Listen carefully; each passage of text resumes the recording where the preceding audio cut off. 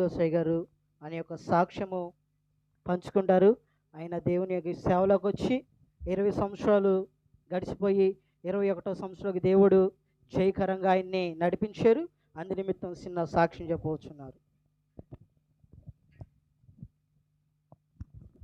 దేవునికి స్తోత్రం. హల్లెలూయా. మన ప్రభు అయిన యేసుక్రీస్తు నామములో మా ఆత్మీయ తల్లిదండ్రులకు అలాగే తోటి దైవజనులకు కూడి వచ్చిన సంఘస్థులకు బిడ్డలకు సహోదరులకు సహోదరులకు గ్రామస్తులకి గ్రాముల ప్రతి కుటుంబాలకు కూడా నా హృదయపూర్వక వందనాలండి. మరి యొక్క రాత్రికాల సమయములో మరి యొక్క మధ్యలోకి దేవుడు నన్ను ఎంతగానో ప్రవేశపెట్టినందుకు దేవుని కృతజ్ఞతాస్తుతులు చెల్లించేవారిగా ఉన్నాం. మరి యొక్క నా సాక్ష్యం ఏమిటంటే, నేను సేవా పరిచర్యకి వెళ్ళటం జరిగిన తర్వాత దాదాపు 20 సంవత్సరాలు.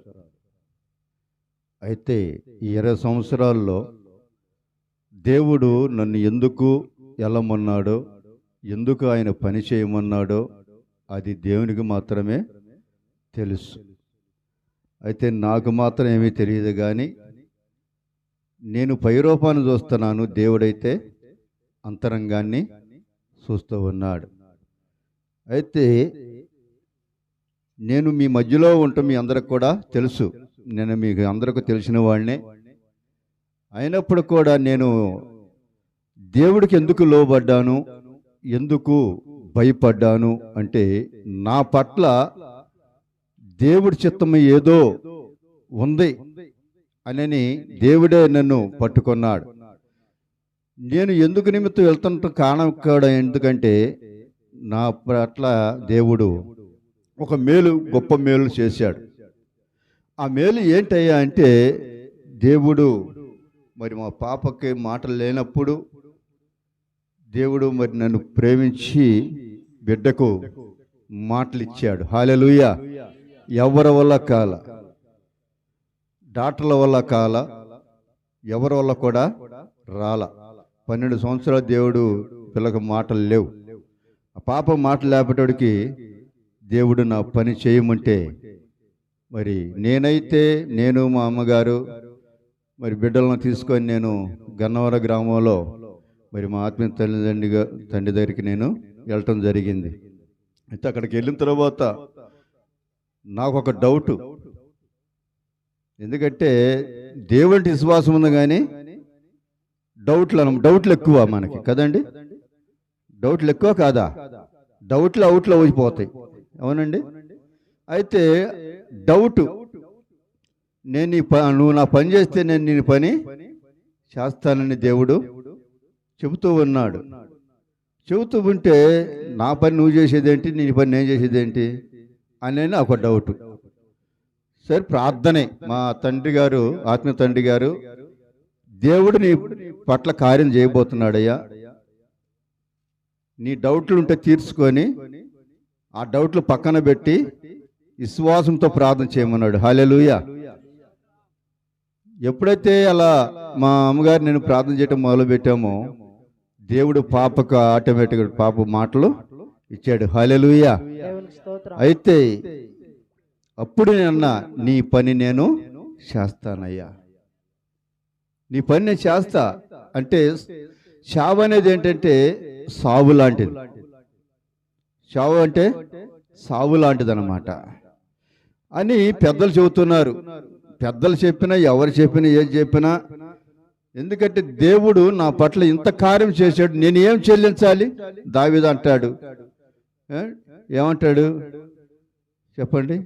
దావీదు ఏమంటాడు? నీవు చేసిన ఉపకారములకు నేనేమి చెల్లింతునో, నీవు చేసిన ఉపకారములకు నేనేమి చెల్లింతునో. వేలాది దూడలను, వేలాది పొట్టేళ్లను ఏడాది దూడలను వేలాది పొట్టేళ్లను. హల్లెలూయా. అయితే నేను ఏమి చెల్లించాలి అని అంటే దేవుడే ఆయన పని చేయమన్నప్పుడు అంతకంటే సంతోషము లేదనుకున్నాను.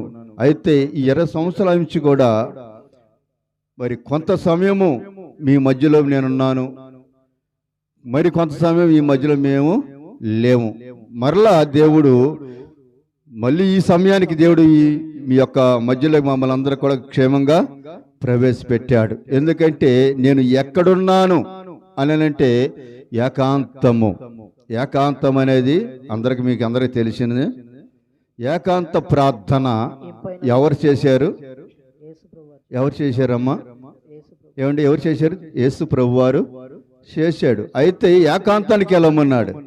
ఏకాంతానికి వెళ్ళమంటే ఆ ఏకాంతములో మరి కష్టమైన, శ్రమైన, బాధైనా, ఇరుకైనా, సమస్య అయినా మరి దేవుడు చెప్పింది మేము చేసుకుంటూ వస్తూ ఉన్నాం. అయితే ప్రార్థన విషయంలో కూడా ప్రార్థన చేస్తూ ఉన్నప్పుడు వెనకమాలు వచ్చి ఆడుతూ ఉండేవాళ్ళు. ఎవరాళ్ళు అమ్మ? ఎవరండి? చక్కగా ఎంత పడిగిలిప్పి ఆడుతూ ఉండేవాళ్ళు. నా కాళ్ళ కాడకు వచ్చి ఉండేవాళ్ళు. నేను ఎడు తిరిగి ఉంటే వాళ్ళేమో నాకెళ్ళి తిరిగి ఉండేవాళ్ళు. అయితే ఎప్పుడైతే రావటం వస్తున్నాయి మళ్ళీ నన్ను లేపటం, లేపుతానమాట, ఇట గీరతానమాట, నువ్వు మెరుగుగుండావు లేదా అన్నట్టుగా. ఏమండి, లేచి మళ్ళీ దాన్ని చంపటం దేవుడు నాకు చేతికి అప్పచెప్పాడు. హల్లెలూయా. ఏమండి, అయితే ఒక దినం అయితే ఎన్నో చంపేశాం.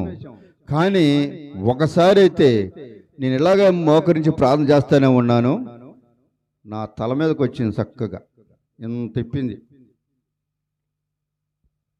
ఇంత తిప్పి బుస పెడుతుంది. ఏంటా అని బుస పెడుతుంది నేను చూడంగా నా తల మీదే ఉంది, ఇక్కడే ఉంది, ఇట్లాగే ఉంది.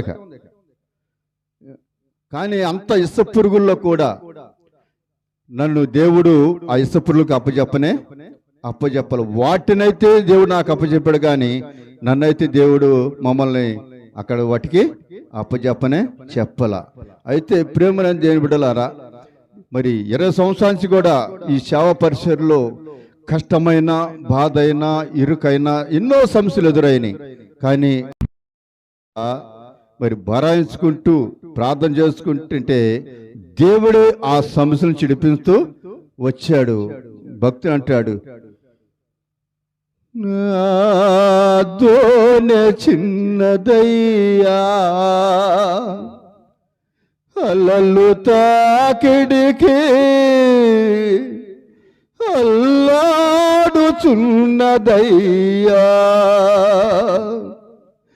నా ప్రియ యేసయ్య నాదోనె చిన్నదయ్యా అలలు తాకిడికి అల్లాడుచున్నదయ్యా, ఆటు పోటులకు అదురుచున్నదయ్యా, ఆటు పోటులకు అదురుచున్నదయ్యా, ఆదుకోవయ్యా నన్ను చేరుకోవయ్యా యేసయ్యా,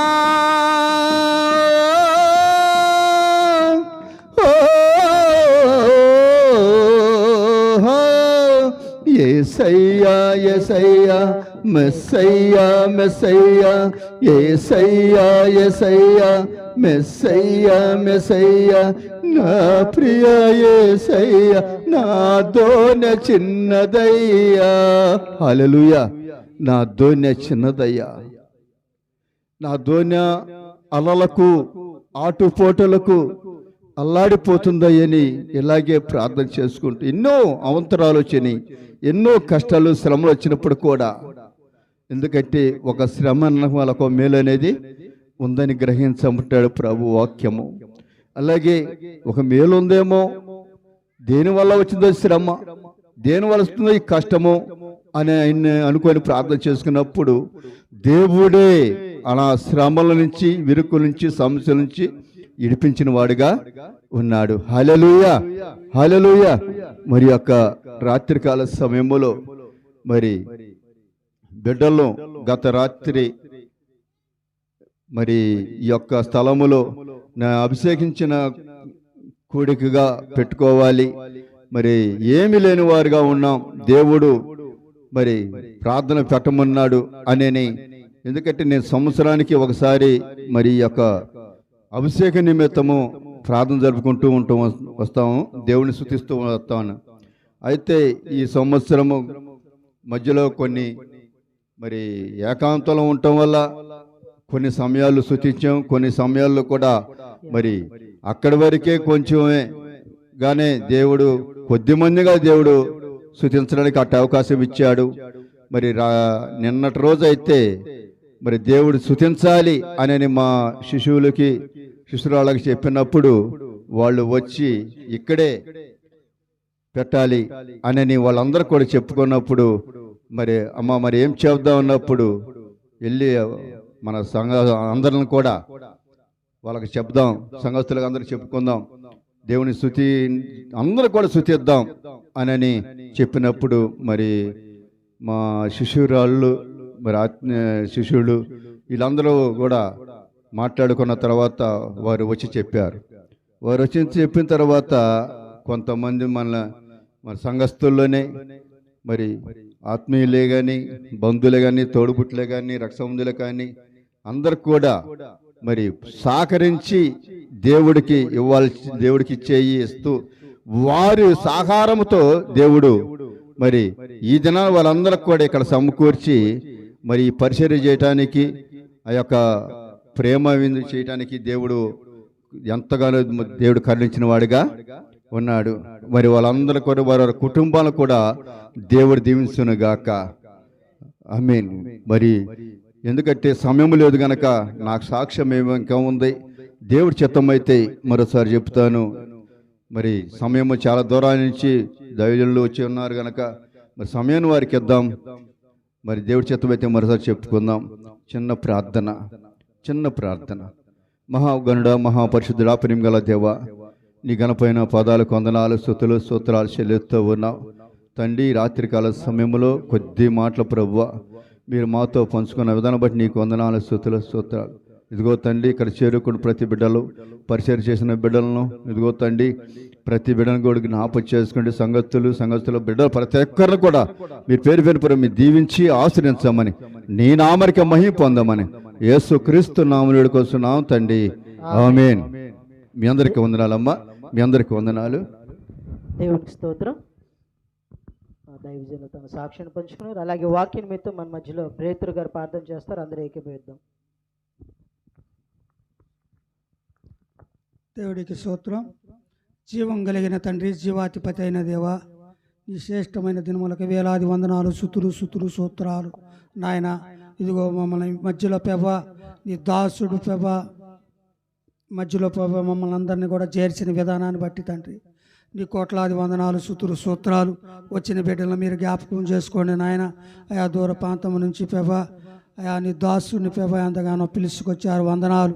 అయా నీ దివ్యమైన వాక్యాన్ని పెవ నీ దాసుడు ద్వారా మూలమైన మాటలు మాట్లాడి పెవ వచ్చిన బిడ్డల పెవ వ్యర్థంగా పోనీక నాయన నీ జీవపు ఓటని పొందుకొని పెవ ఆరు నీలో ఎదిగేవారిగా సహాయం చేయి పెవ. ఆరాధన అంతట్లో పెవ, అభిషేకం అంతట్లో పెవ మీరే అధ్యక్ష వహించి నీ నామానికి ఘనత మహిమ పొందుకోమని యేసు నామంలో ప్రార్థించి అడుగుతున్నాను తండ్రి. ఆమేన్. దేవుని స్తోత్రం. మరి ఈ సమయంలో మన మధ్యలో మల్లారగ్రంలో సేవ చేస్తున్న జీవరత్నమయ్య గారు ఉన్నారు. జీవరత్నమయ్య గారు కొద్ది నిమిషాలు దేవుని యొక్క వర్తమానము అందిస్తారు.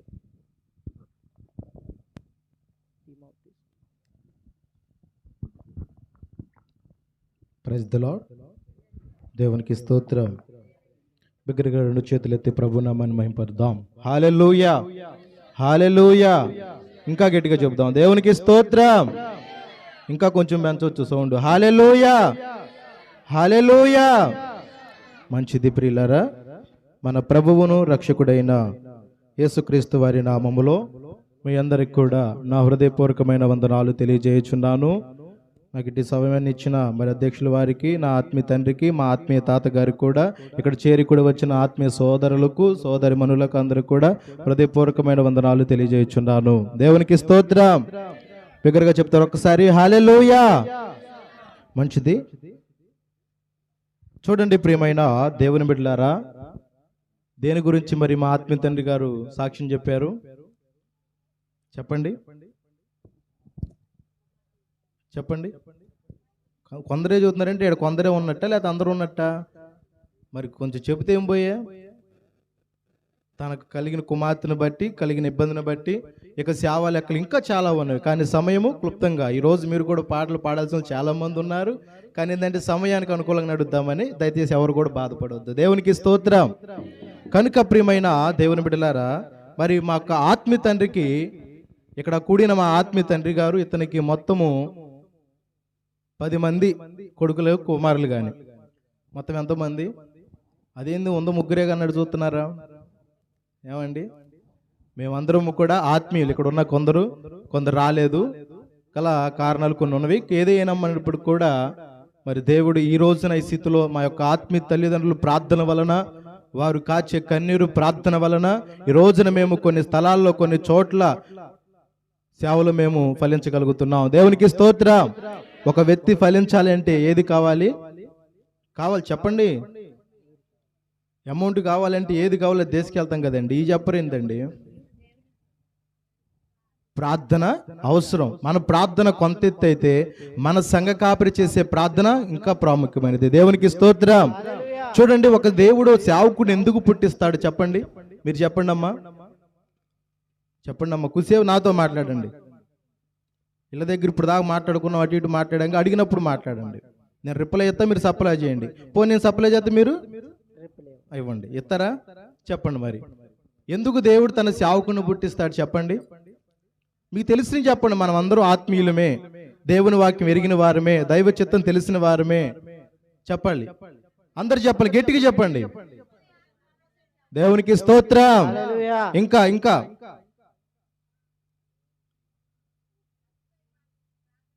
దేవునికి స్తోత్రం. ఇంకా తెలిసిన వాళ్ళు చెప్పండి అమ్మా. దేవునికి ఒక్కళ్ళే ఉన్నారు, టకటక చెప్పవచ్చు మీరు కూడా. మనమే వెళ్తున్నాం, చెప్పాలి. ఇక అలా చెప్పుకుంటూ పోతే ఒక దైవజనుడి వల్ల జరిగే కార్యాలు లేఖనాల్లో దేవుడు మరి లేఖనం ద్వారా మాట్లాడిన మాటలు ఎన్నో ఉన్నవి. అవునా కదా? అందరికి తెలుసు కదా. ఏ దైవజనుడు చెప్పినా కూడా మరి ఏలియాని చూసినా తెలుసు, మీకు ఎలీషా గారిని చూసినా తెలుసు. కానీ వాళ్ళ ఫోన్ నెంబర్లు మాత్రం ఎందుకుండో? ప్రార్థన చేస్తే అదేగా ప్రార్థన. ఫోన్ చేయడం అంటే ప్రార్థన చేయడమే కదండి. వాళ్ళకి బతకాలి, వాళ్ళకి జీవించాలనుకుంటే ఎప్పుడో అప్డేట్ అయ్యేవాళ్ళం దేవునిలో. శ్రీరామ్ సార్ విషయంలో కాదమ్మా. అందరు ఇప్పటికిప్పుడు ఏమంటున్నారంటే అప్డేట్ అయ్యాను, నేను నీ మాట ఇనేదేంది అన్న రీతికి వచ్చారు ఈరోజు సమాజం అంతా కూడా. కానీ మనం దేవుని విషయాల్లో ఎప్పటికప్పుడు ఏమవుతూ ఉండాలి? అప్డేట్ అవుతుండాలి. ఆత్మీయ విషయాల్లో, భక్తి విషయాల్లో, రోషంగల భక్తి విషయాల్లో మనం ముందుకు ఎదిగిపోయేవారికి ఉండాలి. కానీ ఆత్మీయ నలిగిపోయేవారిగా, కృషించిపోయేవారికి అప్పటికి కూడా ఉండకూడదు. దేవునికి స్తోత్రం. 2 చేతులెత్తి చెప్పండి హల్లెలూయా. మంచిది ప్రియులారా, దేవుడు మరి దైవజనుడు ఎందుకు ఏర్పాటు చేసుకుంటాడో అన్న ఒక మాటను చూసి మా ఆత్మీయ తాతగారికి నేను సమయాన్ని ఇస్తాను. చూడండి, అపోస్తుల కార్యములు 3వ అధ్యాయము 26వ వచనాన్ని చదవండి. అపోస్తుల కార్యములు 3వ అధ్యాయము 26వ వచనం, పేజీ నంబర్ 106, కొత్త నిబంధనలో రాయబడిన పుస్తకము. దేవుడు తన సేవకుని పుట్టించి మీలో ప్రతివానిని వాని దుష్టత్వము నుండి మళ్లించుట వలన మిమ్మును ఆశీర్వదించుటకు ఆయన మొదట మీ యొద్దకు పంపేనని చెప్పెను. దేవునికి స్తోత్రం. చిన్న ప్రార్థన చేసుకుందాం. దేవుడి వాక్యముతో మనందరితో మాట్లాడలాగున చిన్న ప్రార్థన. మహాగణుడా, మహోన్నతుడా, సర్వాధికారియగు దేవా, నీ ఉన్నతమైన పరిశుద్ధమైన నామాన్ని బట్టి నీ వందనాలు చెల్లిస్తున్నాము తండ్రి. ఇదిగో దేవ, ఇంతవరకు నా తండ్రి పాటల్లో మీరు మహిమ పొందారు, ఆరాధనంతట్లో మహిమ పొందారు. ఇదిగో నా తండ్రి, ఆత్మీయ తండ్రి చెప్పిన సాక్ష్యం ద్వారా మీరు మహిమ పొందారు, నమ్ముచున్నాను తండ్రి. నీ దాసుని, అల్పుణ్ణి, అభాగ్యుని, దౌర్భాగ్యుని, దేనికి పనికిరాని చెత్తపరకుని ప్రభువా, ఈ సమయాన్ని పక్ష నిలబడి ఉన్నాను. నా నోటికి మీరు బోరగా ఉండి ఇక్కడ చేరికుడు వచ్చిన బిడ్డలకును, మైకు యంత్రదండ ప్రతి ఒక్క బిడ్డలకును, నాకును, మాకును, మా అందరికీ ప్రభువా నీ మాటలను వినగల చెవులను, గ్రహించగల మనసులను మా అందరికి మీరు అనుగ్రహించమని ప్రార్థిస్తున్నానయ్యా. ఇంకెవరైతే రాలేక ఏ ఆటంకాలు ఆగి ఉన్నారో అటు బిడ్డలు కూడా మీరు త్వరపెట్టి ఈ యొక్క ప్రాంగంలోకి నడిపించి కేవలం మీరు మాత్రమే మహిమ, ఘనత, ప్రభావములు పొందుకోమని యేసుక్రీస్తు నామమున పేరిట అడిగి వేడుకొంచున్నాం మా తండ్రి, ఆమేన్. దేవునికి స్తోత్రం, హల్లెలూయా. మంచిది ప్రియులారా, నాకు కూడా మా తాతలో ఒక చిన్న పొడుపు కథ వేయడం అలవాటండి. మా తాత మరి గన్నవారి ఇసాకయ్య గారు మా తాతతో పాటు కొన్ని రాష్ట్రాలు, కొన్ని జిల్లాలు, వినుకొండ సైడ్ కానీ, విజయవాడ కానీ, ఒంగోలు కానీ, చెన్నై కానీ, ఇలా మా తాతతో నేను ఎన్నో మీటింగ్లకు వెళ్ళా. అర్థమవుతుందమ్మా? మా తాతతో పాటు ఎన్నో మీటింగ్లకి వెళ్ళా, ఎన్నో రాష్ట్రాలతో పాటు వెళ్ళా. జీవరాత్రం ఎక్కడున్నావు రా వెళ్ళిపోదాం అనేసి నాకన్నా హుషారుగా మా తాత పరిగెత్తేవాడండి. దేవునికి స్తోత్రం. ప్రార్థన విషయాలను ఏదన్నా కానీ, ఎంత వయసు వచ్చినా కానీ రెస్ట్ కూడా ఉండదండి. ఒక్కరోజు కూడా అతనికి రెస్ట్ కూడా ఉండదు. అన్ని సార్లు తిరిగేస్తారు. 24 గంటల జర్నీలోనే ఉంటాడు ఎక్కువ శాతం. ఏది అయినప్పటికీ దేవుడు అతనికి ఇచ్చిన వాగ్దానాన్ని దేవుడు అతడు నెరవేరుస్తున్నాడు. ప్రతి మనిషికి దేవుడు ఒక వాగ్దానాన్ని ఇస్తాడు. ఆ వాగ్దానాన్ని దేవుడు తప్పనిసరిగా చెప్పండి నెరవేరుస్తాడు. నెరవేర్చడా? నెరవేరుస్తాడు. కానీ మానవుడికి ఏది ఉండదయ్యా అంటే చెప్పండి, ఏది ఉండదు? విశ్వాసం ఒకటి, రెండవది ఓపిక. ఓపిక అంటే మన పరీక్షణ, దాన్ని మనం నెగ్గలేని వారుగా కొందరు ఉంటూ ఉంటారు. ఏదేమైనప్పుడు కూడా దేవుడు మరి మా తాతకు అనేక చోట్ల బహుబలంగా వాడుకుంటున్నాడు. కానీ ఈ యొక్క సమయంలో ప్రియమైన దేవుని బిడ్డలారా, ఒక సేవకుడిని దేవుడు ఎందుకు ఏర్పాటు చేసుకుంటాడు? మీరు అన్న విషయాల్లో కొన్నివి మీరు అన్నట్టుగా లేఖనాల్లో ఉన్నవి నేను ఒక మాట మీకు జ్ఞాపకం చేస్తాను. ఈ మాట ముగించుకొని మరి దైవజనులకు వాక్యాన్ని ఇద్దాం. కాబట్టి ఇక్కడ అపోస్తలుల కార్యములు ఒక మాట అన్నా కదా, నేను పొడుపు కథ అడుగుతానన్నా కదా, చెప్పగలుగుతారా? చెప్తాను వాళ్ళు చేతులు ఎత్తండి. మీరు విప్పితే చెబుతామని వాళ్ళు చేతులు ఎత్తండి. అది అట్ట ఉండండి. మాట్లాడితేనేగా మీరు వింటున్నారో లేదు నాకు అర్థమయ్యేది. చాలా మంది వస్తారు విన్నట్టు ఉంటారు కానీ వారి మనసు మాత్రం ఏడో ఉండిద్దట. అర్థమవుతుందా? అట్ట ఉండమాకండి తల్లులారా.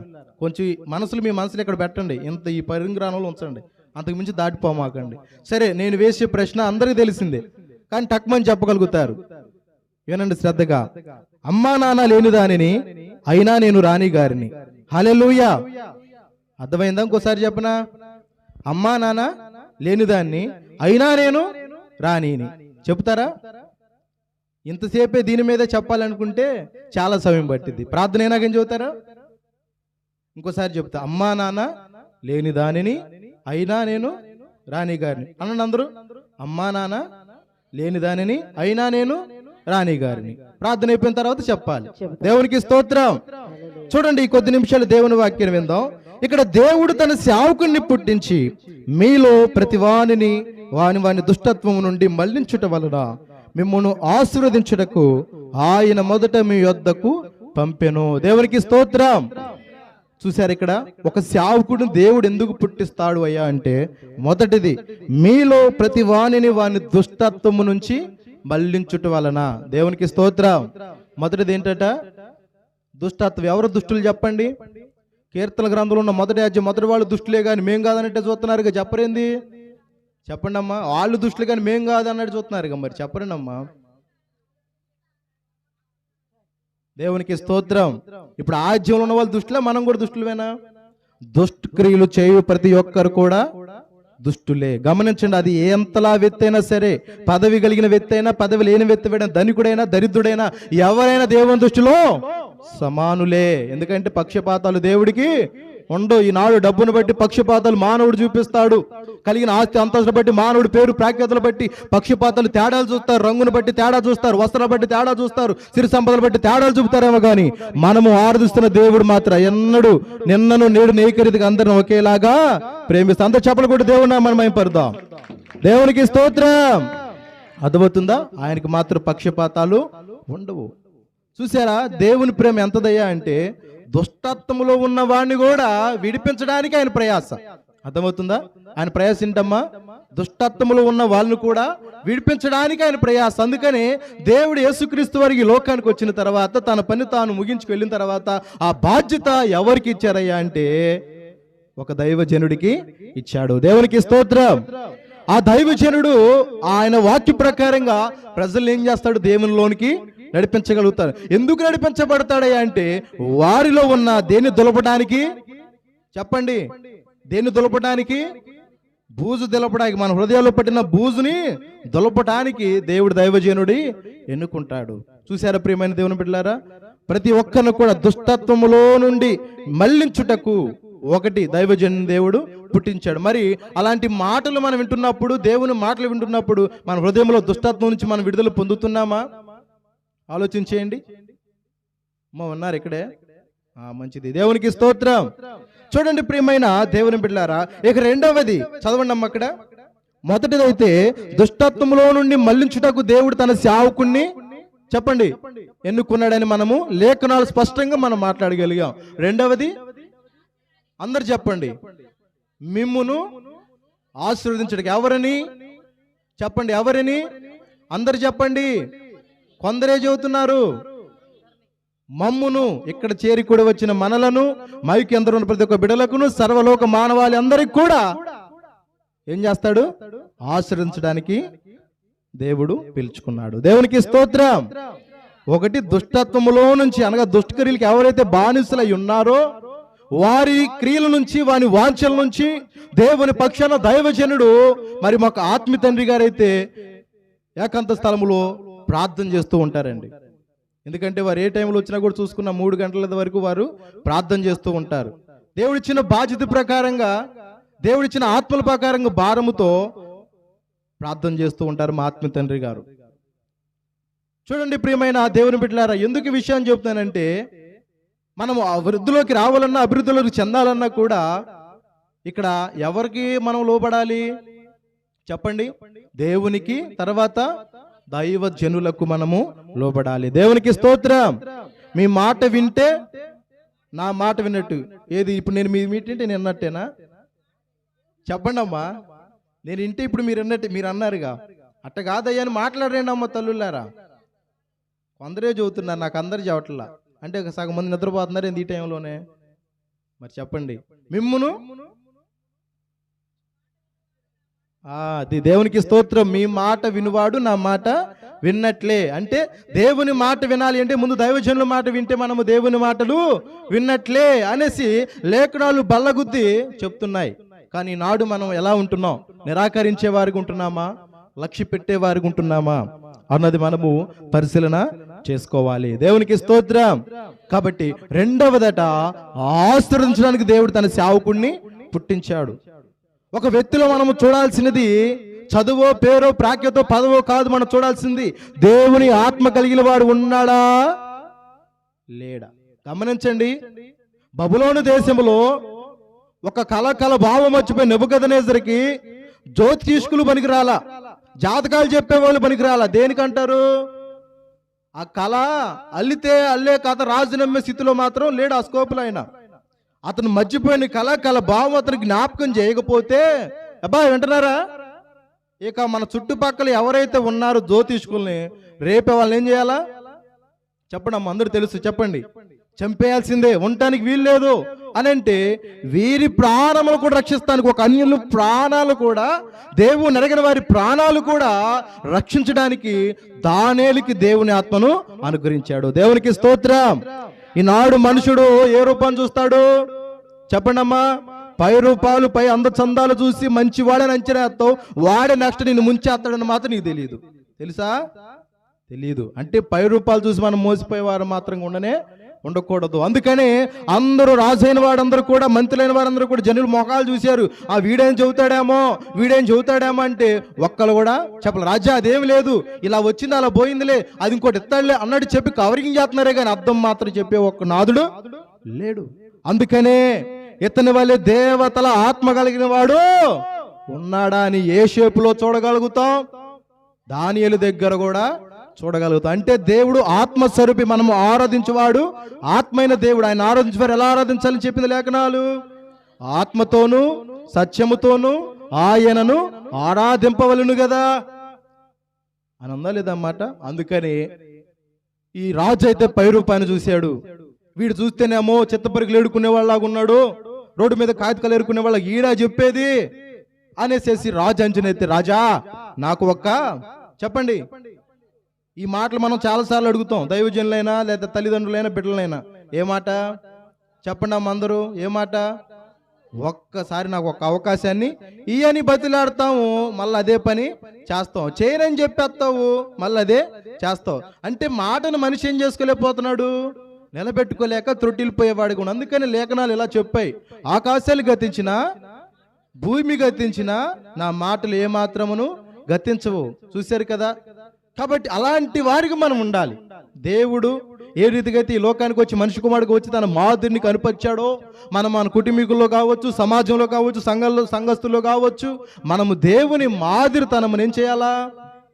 ఏం చేయాలి చెప్పండి అమ్మా? ఘనపరిచేవారిగా ఉండాలి. దేవునికి స్తోత్రం. కాబట్టి రెండవదట ఆశీర్వదించడానికి. రెండవది ఎందుకంటే దైవజనుడు ఆశీర్వదించడానికి.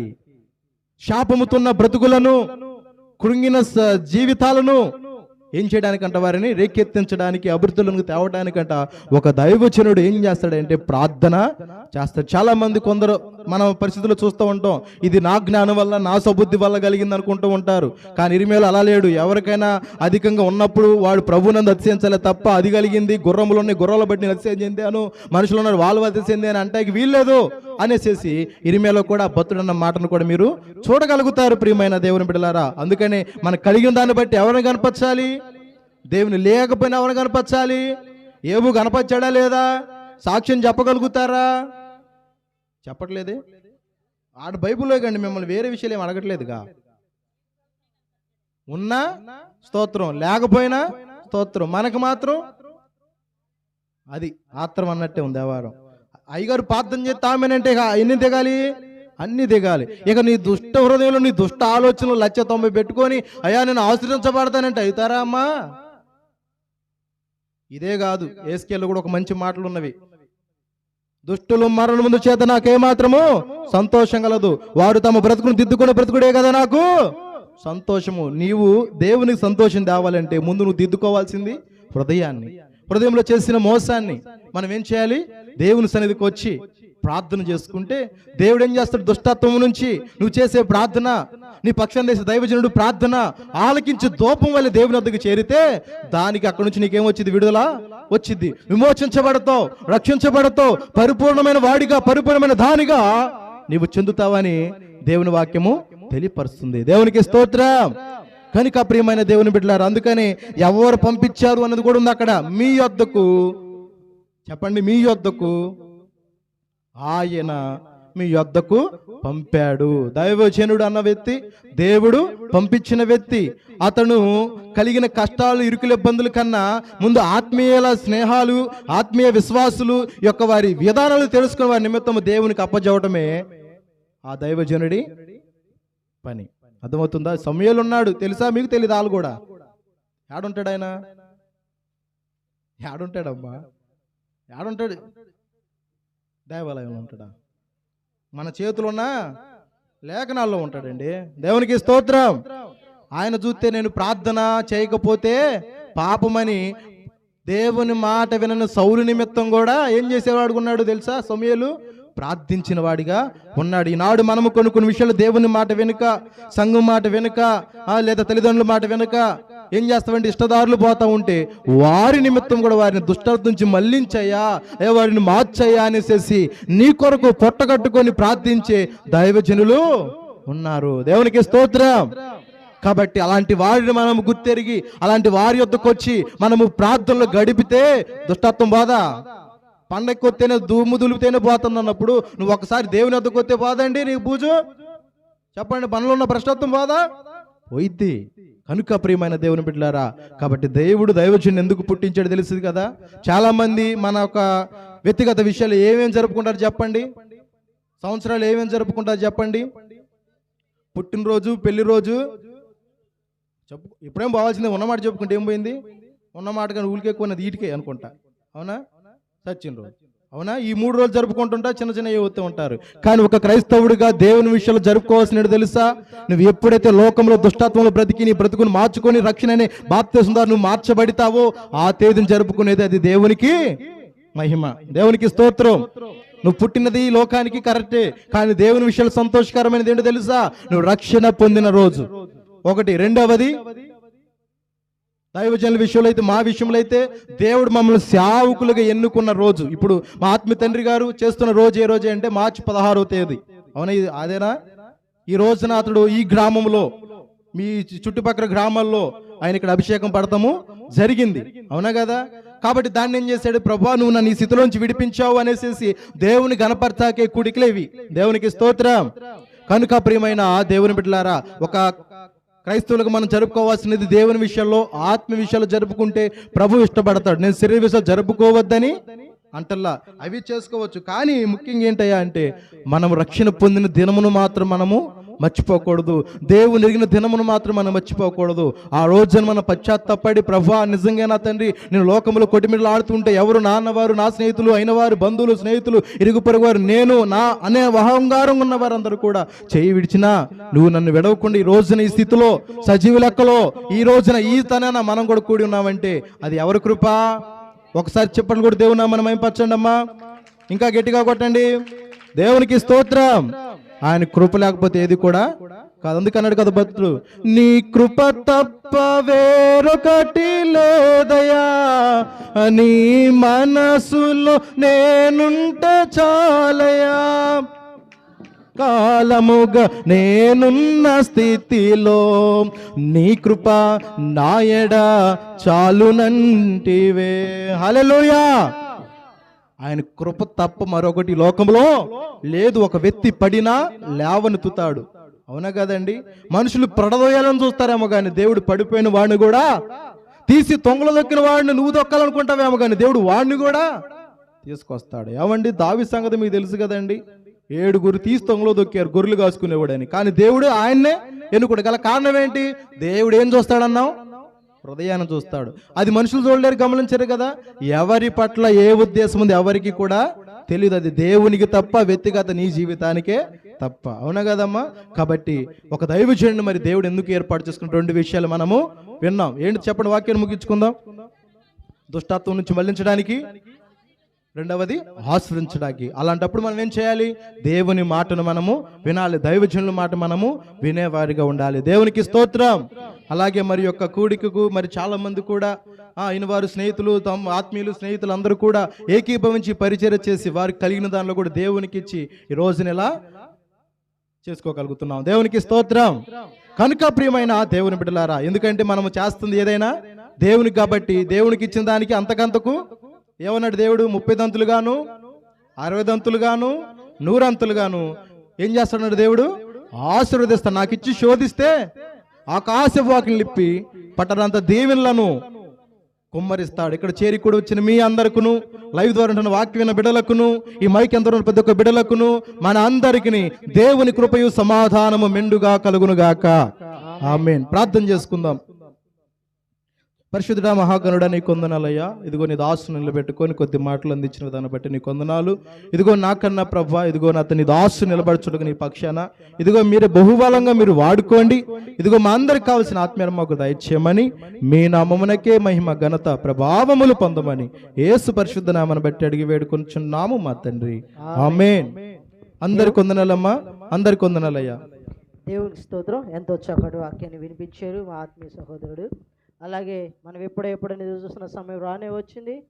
మా ఆత్మీయ తాతగారు అనేక గ్రామాల్లో, అనేక పట్టణాల్లో, అనేక జిల్లాల్లో బహుబలంగా వాడబడుతున్న దైవజనులు ఇసాకయ్య గారు మన మధ్యలో ఉన్నారు. ఆయన కొద్ది నిమిషాల్లో దేవుని యొక్క వర్తమానాన్ని మనకి వినిపిస్తారు.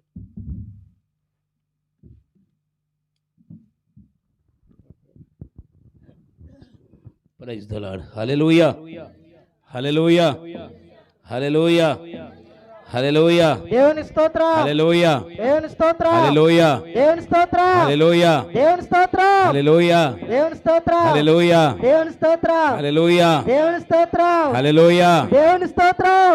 2 చేతులు పైకి ఎత్తండల్లా. అందరూ హ్యాండ్ షాప్ అని పిష్ట పెడితే ఎత్తుతారా? అలా దేవునికి స్తోత్రం. హల్లెలూయా, హల్లెలూయా. దేవుని స్తోత్రం. మంచిది. 90వ కీర్తన 10వ వచనం ఒకరు, యోబు గ్రంథము 17:9 ఒకరు. సూపర్ ఫాస్ట్గా 90వ కీర్తన 10. మా ఆయుష్కాలము 70 సంవత్సరాలు, అధిక బలమున్న ఎడల 80 సంవత్సరములగును. అయినను వాటి వైభవము ఆయాసమే దుఃఖమే. అది త్వరగా గతించును, మేము ఎగిరిపోదుము. చప్పట్లు కొడదాం గట్టిగా అందరం. రెండవ పాయింట్, యోబు గ్రంథము 17వ అధ్యాయము 9వ వచనం. అయితే నీతిమంతులు తమ మార్గమును విడువక ప్రవర్తించుదురు, నిరపరాధులు అంతకంతకు బలము నొందుదురు. దేవునికి స్తోత్రం. మరి చిన్న ప్రార్థన చేద్దామన్నా భయం వేస్తుంది. మరి దేవుని దాసులు ఇప్పటివరకు అద్భుతంగా మరి ప్రభుదాస్ అయ్య గారు సాక్ష్యాన్ని విన్నాం. మరి ఆత్మీయ మనవడు మరించి రత్నాలు లాంటి రత్నాల్లో ఒక ఆనిముత్యం లాంటి జీవరత్నం అయ్య గారిని కూడా మరి ఏం పాలు పోసి పెంచాడో కానీ ప్రభుదాస్ అయ్య గారు మరి తండ్రులకు తాతలకు మించిన తాత అయ్యాడు. చాలా ప్రాంతాల్లో కూడా వాడబడుతున్నాడు. దేవునికి స్తోత్రం. మంచిది. మరి ఈ పూట అంతా అవసరమైతే ఆయనే చెప్పేయగలడు. ఇంకా వేరాది వీరులు ఇక్కడ ఉన్నారు. మాకు హరిశ్చంద్రపురము, లేకపోతే రాయపూడు, భీమవరము, లేకపోతే టైటస్, వీళ్ళందరూ కూడా ఉన్నారు. ఇక మా బాబు కొడుకులను కూర్చోబెట్టి కూడా వాళ్ళు విశ్రమించగలరు. ఏది ఏమైనా మరి కొన్ని సంగతులు మరి తాతగారిగా నా ద్వారా వినాలని ఆశతో ఏర్పాటు చేశారు. దేవునికి స్తోత్రం. దేవుని వాక్యములో ఉన్నది చాలా మర్మం. తెలుసుకొని గ్రహించటం మన ధర్మం, తెలుసుకోకపోవటం మన కర్మం. తెలుసుకుంటే దేవుని పనిలో ఉన్నది విరామం, అడ్డొస్తే వలుతాం సాతాను చర్మం. మరి మా ఆత్మీయ మానవుడు ఏదో ప్రశ్న ఇచ్చాడు. ఆ ప్రశ్నకి సమాధానం చెప్పాలా? ఆయన చెప్పలా, మీరు చెప్పలా? ఏంటిదంట ఆ సమాధాన ప్రశ్న? అమ్మా నాన్న లేని దానిని అయినా నేను దానిని, అంతేనా?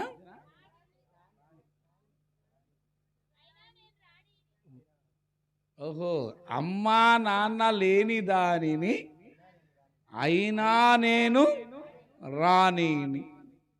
సింపుల్. తెలుసుకుంటే కోటం అయిపోయినాక చెప్పండి, నేను చెప్పను. నేను ఒక ప్రశ్న వేస్తా. ఆకులు కాని ఆకులు 3, కర్రలు కాని కర్రలు 3, పువ్వులు కాని పువ్వులు 3. వీటికి కూడా సమాధానం చెప్పండి. మా ఇద్దరు అడిగిన ప్రశ్నలకి మీరు ఏం సమాధానం చెబుదామా అని ఆలోచిస్తూ ఆలకించండి. దేవునికి స్తోత్రం. ఇవన్నీ మేము ఎందుకు అడుగుతూ ఉంటామంటే మేలుకొలుపు కోసం. అంటే దాని అర్థాలు ఉన్నాయి. మీ ద్వారా వినాలని మా ఆశ. మీరే చెప్పు నువ్వే చెప్పు అంటే ఎట్టా? మీరు ఎప్పుడు చెబుతారు? మెదడుకి మేత పెట్టొద్దు. దేవునికి స్తోత్రం. మెదడుకి మేత పెట్టాలి. మరి అందరూ ఇక్కడే ఉన్నారా? ఎట్టా నిలిపారా? అందరూ ఇక్కడే ఉన్నారా? ఓకే, దేవునికి స్తోత్రం. మరి ప్రభుదాస్ అయ్య గారి ప్రాంతానికి గ్రామానికి వచ్చి 20 సంవత్సరాలు. దేవునికి స్తోత్రం. 21వ సంవత్సరంలో ప్రవేశింపజేస్తున్నాడు దేవుడు. మరి 20 సంవత్సరాలలో అద్భుతంగా ఈ ప్రాంతంలో చాలా కాలానికి ఈ ప్రాంతానికి రావాల్సి వచ్చింది. ఈ ప్రాంతంలో ఎన్ని ఎడతగన ప్రార్థనలు జరిగాయో, ఎన్ని రోజులు కోటాలు జరుగుతూ ఉండేయో, ఎన్ని రోజులు కూడికలు జరుగుతూ ఉండేయో, ఎడతగక ప్రార్థనలు జరుగుతూ ఉండేయో. దేవునికి స్తోత్రం. దేవుని దాసుని అభిషేకించింది కూడా ఇదే స్థలంలో. దేవునికి స్తోత్రం. మరి మంచిది. వారు ఏకాంత ప్రాంతాల్లో, ఏకాంత స్థలాల్లో ఉండటం మన గ్రామానికి ఎంతో దీవెన. అది ఇన్ని సంవత్సరాలకి ఈ ప్రాంతంలోకి వచ్చి పడింది. వారి ఆత్మ, దేవుని ఆత్మ, దేవుని యొక్క ఆశీర్వాదం ఈ ప్రాంతంలో పడి నిలుచునుగాక, ఇంకా అనేక ఆత్మలను కదిలించునుగాక. దేవునికి స్తోత్రం. మంచిది. మరి ఈ కూటం పెట్టడం అంటే ఇది సామాన్య విషయం కాదు, ఇది ఏదో చాలా భారభరితమైనటువంటి విషయం.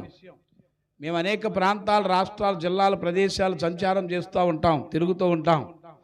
ఆ ప్రదేశాలలో ఆ కూడికల గురించి మేము వింటూ ఉంటాం. ఎవరిదయ్యా ఈ ఖర్చు అంటే ఆ గ్రామ ప్రెసిడెంట్ గారిదేనండి మొత్తం ఖర్చు అంటారు. ఒక ఏరియాలు అంటారు. ఒక రాఘమ్మ గారిదేనండి ఖర్చు అంతా అంటారు మరొక ఏరియాలో. ఒక ఏరియాలో అంటారు వెంకటేశ్వరరావు గారిదేనండి ఖర్చు అంటారు ఒక ఏరియాలో. దేవునికి స్తోత్రం. మరి నేను ఇక్కడికి రావటంతోనే కొంతమంది మంచి బిడ్డల ద్వారా ఈ కూడికను ఏర్పాటు చేశారని విన్నాను. దేవునికి స్తోత్రం. ఇది చాలా మంచిది. ఎందుకంటే ప్రియులారా, దేవుని కొరకు మనం ఖర్చు అయిపోవాలి. దేవునికి స్తోత్రం. దేవుని కొరకు ఇంత త్యాగభరితముగా కూడికలు ఏర్పాటు చేసిన బిడ్డల హస్తాలు ఈ రాత్రి దీవించబడును గాక. దేవుని కొరకు ప్రయాసపడి పరిచర్య చేసిన బిడ్డలు దీవించబడును గాక. మరి ఈ స్థలంలోకి వచ్చిన బిడ్డలందరూ మనందరూ కూడా దీవించబడును గాక. ఇంకా దేవుడు ఈ రాత్రి కూటమిలో ఏర్పాటు చేసినటువంటి దాన్ని బట్టి గ్రామ పెద్దలు కదిలి, అధికారులు కదిలి, ఇంకా గొప్ప గొప్పవారు కదిలితే ఇలాంటి కూడికలు ఎన్నో గొప్ప గొప్ప సభలు ఏర్పాటు చేసుకోవచ్చు. సభలు పడతా గట్టిగా. ఇది ఆపొద్దు, ఇది ఆగదు అని సర్టిఫికేట్ ఇచ్చేద్దాం. దేవునికి స్తోత్రం. ఎందుకని పిల్లలు చాలా ప్రాంతాలు, చాలా రాష్ట్రాలు, చాలా జిల్లాల ప్రదేశాలు నేను వెళ్తూ ఉంటాను కదా, అక్కడ నేను వింటూ ఉంటున్నాను. ఆ గ్రామ ప్రెసిడెంట్లను, అధికారులను, గొప్ప గొప్ప భక్తులను, ఆ ఇరుగు పొరుగు వారును, అవసరమైతే మన ఈ మధ్య తెల్లదేవరపల్లని చాలా, ఒకటనే కాదు చాలా ఊర్లు, ఒక్క ఆమెనండి ఖర్చు అంతా అంటున్నారు. చప్పులు కొడతా గట్టిగా. అది ఎన్ని లక్షల రూపాయలు ఖర్చు అవని, ఎన్ని వేల రూపాయలు ఖర్చు అవని, దేవుని కొరకు మనం ఖర్చు అయితే దేవుని రాజ్యం మనకు సొంతమవును గాక. మనం ఫలించుదుము గాక. దేవుని దాసుల ఆశీర్వాదాన్ని పొందుదుము గాక. చదవబడిన వాక్య భాగంలోనికి వెళదాం. కీర్తనల గ్రంథము 90వ అధ్యాయము 10వ వచనం. కీర్తన గ్రంథం 90వ అధ్యాయం 10వ వచనం లాస్ట్ మాట చదవండి, 4వ లైన్. అది త్వరగా గతించును, మేము ఎగిరిపోవుదుము. చప్పులు పడదా గట్టికి అందరూ. కీర్తనల గ్రంథము పంచస్కందాలతో కూడి ఉన్నది. మొదటి స్కందము కీర్తన గ్రంథం 1వ అధ్యాయములో పైన భాగాన్ని చూడండి. మీరు చూడండి అనగానే టక్కుమని తీసేసి పైన చూడిచి 1వ అధ్యాయం పైన ఏముంది అంటే చదివేసేయాలి. ప్రథమ స్కందము. చప్పులు పడదాం గట్టికి అందరూ. 42వ అధ్యాయం పైన చూసుకోండి. నన్ను చూసుకోవాలి పాస్ట్గా. ఎవరు పాస్ట్గా చదువుతారో వారిని దేవుడు బహుగా దీవించును గాక. ద్వితీయ స్కందము 73వ కీర్తన పైన చూసుకోండి. 73వ కీర్తన పైన తిరగేస్తున్నారు, తెగ తిరగేస్తున్నారు. తృతీయ స్కందము 90వ కీర్తన పైన చూసుకోండి. ఇప్పుడు మనం చదవబడినటువంటి కీర్తన పైన చూసుకోండి. చతుర్థ స్కందము 107వ కీర్తన పైన చూసుకోండి. త్వరగా పాస్ట్గా. పంచమ స్కందము. దేవునికి స్తోత్రం. ఎన్ని స్కందాలతో కూడినదంటే ఈ బైబిల్ గ్రంథం పంచస్కందాలతో కూడినది. ఒక్కొక్క స్కంద చరిత్ర చెప్పుకోవాలంటే చాలా సంగతులు ఉంటాయి.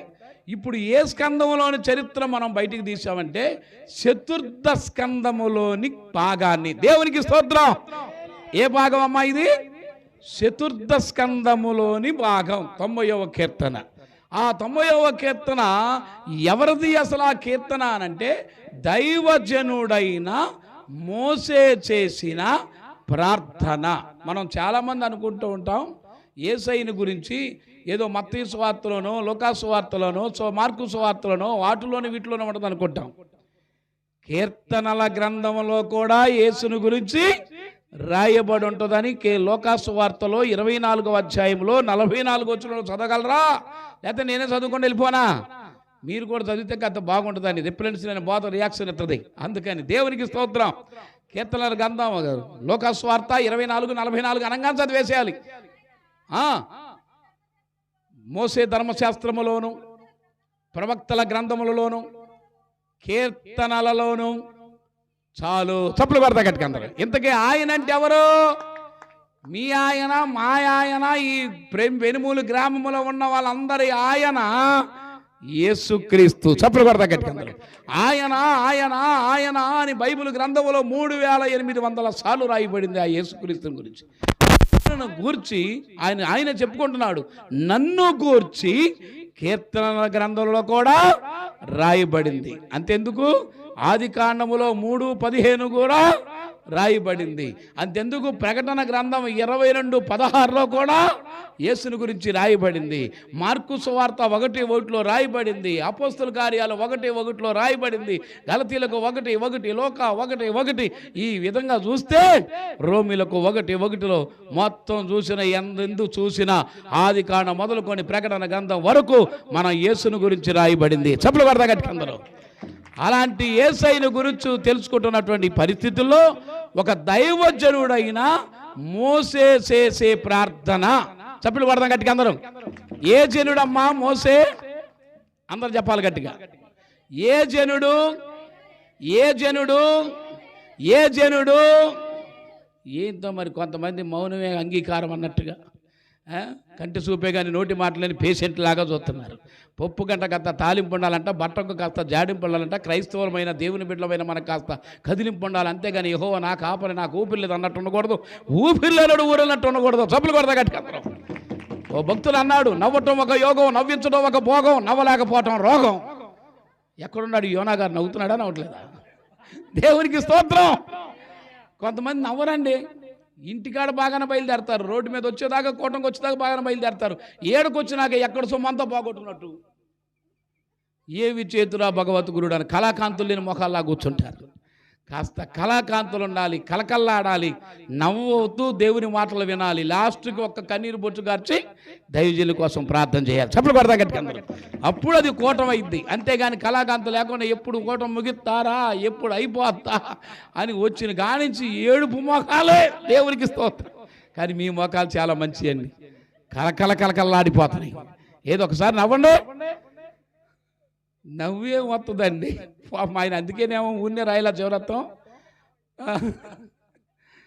నవ్వండి నవ్వండి అని ఊరికే రాయలా. నవ్వండి అని ఎవరికి వస్తుందంట నవ్వు చెప్పండి. దేవుని సొమ్ము దేవునికి ఇస్తే దేవుని సొమ్ము దొంగిలిస్తే నవ్వు రాదండి.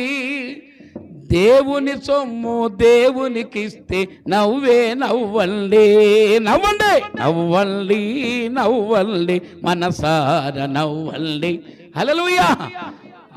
ఆ వేదాల గారే రాయటం కాదు, నవ్వుతూ బ్రతకాలిరా తమ్ముడా, నవ్వుతూ సావాలి. ఎందుకండి, ఏ క్షణం ఉంటామో తెలీదు, ఏ క్షణం పోతామో తెలియదు. ఈ మాత్రపు దానికి అట్టుంటాం ఎందుకు? మేము చిన్నపిల్లలాగా యాక్టివ్గా ఎనీ టైం మమ్మల్ని మా ఎదర దూషించైనా పోండి మీరు, అప్పుడు కూడా నవ్వుతాను ఉంటాం మేము. చప్పట్లు కొడతాం కదా. దేవునికి స్తోత్రం. ఎప్పుడు మన మకాలు నవ్వుతూనే ఉండాలండి. అలా అని పద్దాక నవ్వాకండి. ఈ మధ్య పుట్టినరోజు జరుపుకుంటుంది ఒక తల్లి, వాళ్ళ కొడుకు, వాళ్ళ తమ్ముడు వచ్చేసాడు. అక్క ఏంటి నీ కొడుకు పుట్టినరోజు జరుపుకుంటాను ఏడుతున్నాడు. ఒరే నేను సొమ్మాట పుట్టినరోజు జరుపుకుంటే ఏడుతున్నావు ఏంట్రా? అలాగే ఒక పిల్లవాడు చచ్చిపోయి ఆమె ఏడుతుంటే అక్క ఏంటి పిల్లవాడు చచ్చిపోయాడు అంటగా నేను నవ్వుతున్నాడు. ఎప్పుడు నవ్వాలో ఎప్పుడు ఏడవాలో తెలియదు. నవ్వేటప్పుడు నవ్వాలి, ఏడ్చేటప్పుడు ఏడవాలి. దేవునికి స్తోత్రం. మంచిది. ఇక్కడ దైవజనుడైన మోసే చేసిన ప్రార్థన. ఏ జనుడు? గట్టిగా చెప్పాలి. ఏ జనుడు? మరి ప్రభుదాసయ్య గారు ఏ జనుడు? గట్టిగా చెప్పాలి, గట్టిగా చెప్పాలి. మరి ప్రభుదాసయ్య గారు కూడా దైవజనుడు, 21 సంవత్సరంలోకి వచ్చేసాడు.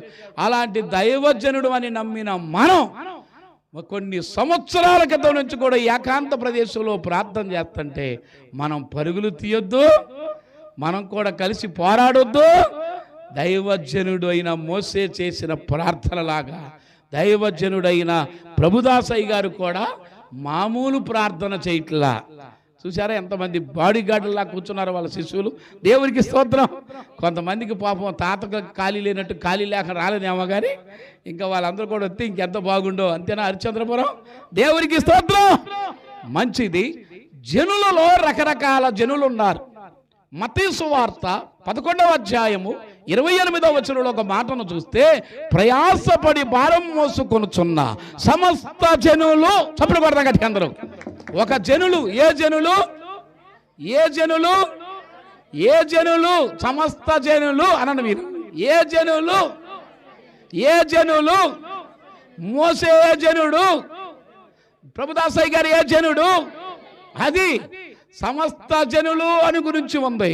మరి అదే లోకాసు వార్తలో 6వ అధ్యాయము 45వ వచనంలో చూస్తే, దుర్జనులు సజ్జనులు, చప్పుడు కొడతా గట్టిగా అందరూ.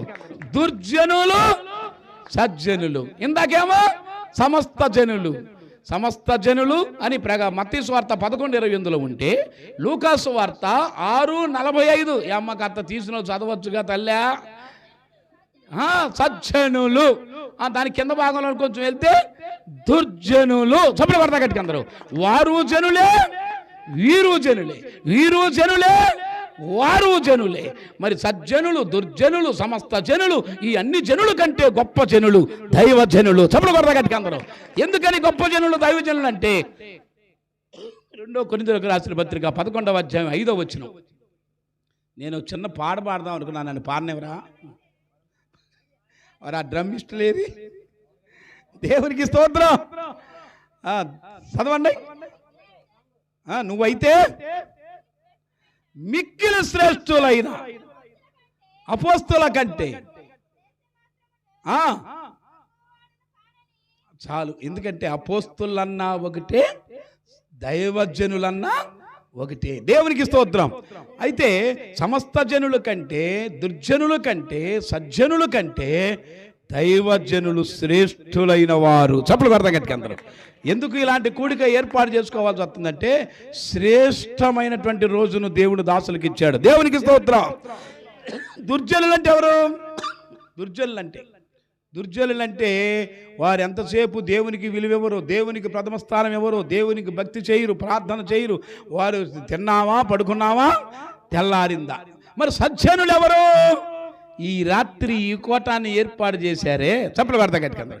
ఈ కూటాన్ని ఏర్పాటు చేసిన భక్తులే కాకుండా ఈ కూటానికి సహకరించారే, ఈ కూటానికి పరిచర్య చేశారే, ఈ కూటానికి ధారాళంగా గుప్పిలిపిచ్చి ఏర్పాటు చేసిన బిడ్డలు సజ్జనులు. చప్పట్లు కొడతా గట్టిగా అందరూ. సజ్జనులు ఎప్పుడు సత్క్రియలే చేస్తారు, దుర్జనులు ఎప్పుడు దుష్క్రియలే. మరి దుష్క్రియలు చేద్దామా, సత్క్రియలు చేద్దామా? సత్క్రియలు చేస్తే వాకిట పాపము, దుష్క్రియలు చేస్తే వాకిట పాపం పొంచుంటుంది. సత్క్రియలు చేస్తే తలెత్తుకొని బ్రతుకుదుముగాక. ఈ రాత్రి కూడికకు పాల్గొన్నటువంటి బిడ్డలు, ఈ కూడికకు పరామర్శించిన బిడ్డలు, ఈ కూడికనికి అర్పించినటువంటి బిడ్డలు, పరిచయం చేసిన బిడ్డలు తలెత్తుకొని బ్రతుకుదురుగాక. వారి కుటుంబం అంతా కూడా, కుటుంబాలంతా కూడా తలెత్తుకొని బ్రతుకుదురుగాక. ఇది సామాన్య విషయం కాదు ప్రియులారా. కనుక అన్ని జనుల కంటే ఏ జనులు గొప్పవారు అంటే దైవజనులు గొప్ప. అలాంటి దైవజనుడైన మోసే చేసిన ప్రార్థన మనం చూస్తున్నాం. చూడండి, దైవజనుల గురించి ఎంత శ్రేష్ఠులైన అంటున్నాడు. అంతేకాదు, మొదటి సమూయేలు గ్రంథములో 1వ అధ్యాయములో 17వ వచనంలో చూస్తే, 20వ వచనంలో చూస్తే, అక్కడ కూడా ఒక ఏలి అనే దైవజనుడు హన్నాను గురించి చెప్పినటువంటి మాట ఫలించిద్ది. అంటే దైవజనుని దాటి విశ్వాసు దగ్గరికి ఇంచైనా రాడు యేసయ్య. చప్పట్లు కొడతాం గట్టిగా. దైవజనుడికి చెప్పకుండా, దైవజనుడికి తెలియకుండా ఏది ఎవరి దగ్గరికి అయినా రాడు. అంత విలువండి దైవజనుడు అంటే. దేవునికి స్తోత్రం. అంతేకాదు, దైవజనులు ఏదైనా కొంచెం అభివృద్ధి అవుతున్నారనుకో, దైవజనులు కొంచెం పాకుతున్నారనుకో, దైవజనులు గొప్ప దీవించబడుతున్నారనుకో, అలాంటి వాళ్ళని చూసి ఎవరైనా ప్రేమించగలుగుతామా చెప్పండి? మరి మేము గన్నవరం ప్రాంతంలో 26 ఏళ్ల క్రితం వెళ్ళా. దేవునికి స్తోత్రం.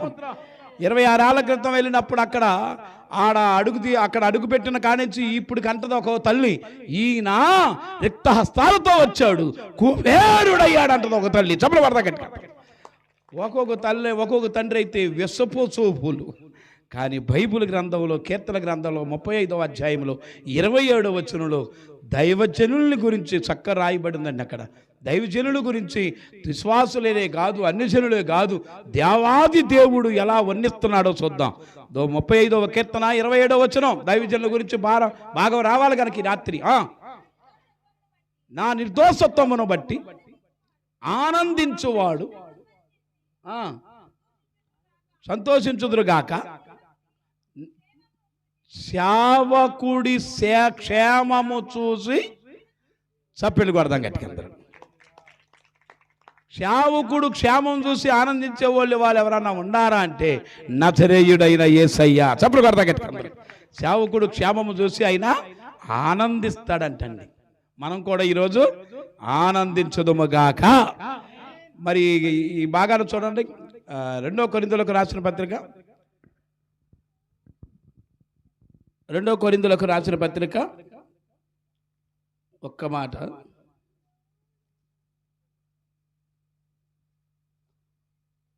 క్షమించండి, 1 సమూయేలు గ్రంథం 2:36. సూపర్ ఫాస్ట్గా 1 సమూయేలు గ్రంథం 2:36. 1 సమూయేలు గ్రంథం 2:36.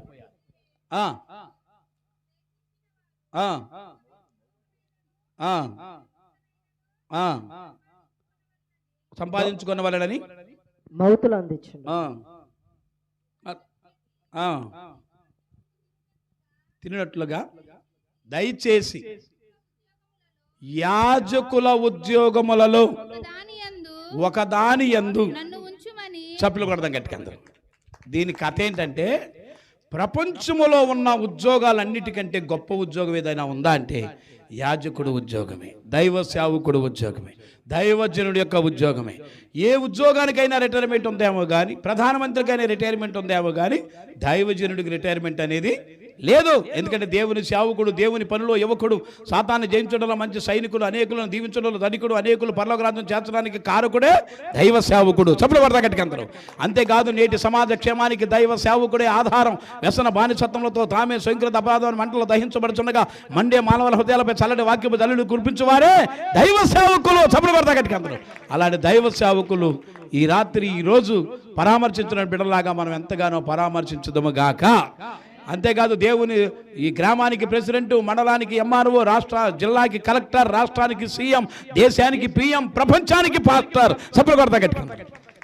అలాంటి దైవజనులు సామాన్యమైనటువంటి జైలు కాదండి. అయితే ఇక్కడ విన్నటువంటి ప్రార్థన చేసిన ప్రార్థన ఏంటంటే మోసే, అలాంటి దైవజనుడైన మోసే చేసిన ప్రార్థన ఏంటంటే అది త్వరగా గతించును. అదంటే ఏంటిది? ఆయుష్కాలము. చప్పుడు కొడతా గట్టిగా అందరూ. ఆయుష్కాలం అనేది ప్రతి మనిషికి త్వరగా గతించిద్ది. అయితే గతించిన తర్వాత మేము ఎగిరిపోవుదము. చప్పుడు కొడతా గట్టిగా అందరూ. ఆయుష్కాలము ఎందుకు త్వరగా గతించిద్ది? అది వ్యక్తులను అడిగితే తెలియదు కానీ భక్తులను అడిగితేనే తెలిసిద్ది. అమ్మా, వ్యక్తులను అడిగితే తెలీదు, భక్తులను అడిగితే తెలిసింది. వ్యక్తులు ఎవరు, భక్తులు ఎవరు? 25వ కీర్తన 14వ వచనం. సూపర్ ఫాస్ట్గా 25వ కీర్తన 14వ వచనం. వ్యక్తులు ఎవరు, భక్తులు ఎవరు? వ్యక్తులకి ఎందుకు తెలియదు, భక్తులకే ఎందుకు తెలిసిద్ది? యెహోవా మర్మము ఆయన యందు భయభక్తులు గల వారికి తెలిసి ఉన్నది. చప్పుడు పడతా గట్టిగా అందరూ. అంటే దేవుని మర్మం అనేది భక్తులకే తెలిసింది కానీ వ్యక్తులకే. దానియేలు గ్రంథములో నా దైవజనుడు చెప్పినటువంటి విధంగా దానియేలు గ్రంథములో మరి 2వ అధ్యాయము 22వ వచనం మాట చూడండి. దానియేలు గ్రంథము 2వ అధ్యాయం 22వ వచనం. అసలు అది మీకు చదివేయాల్సిన అవసరమా?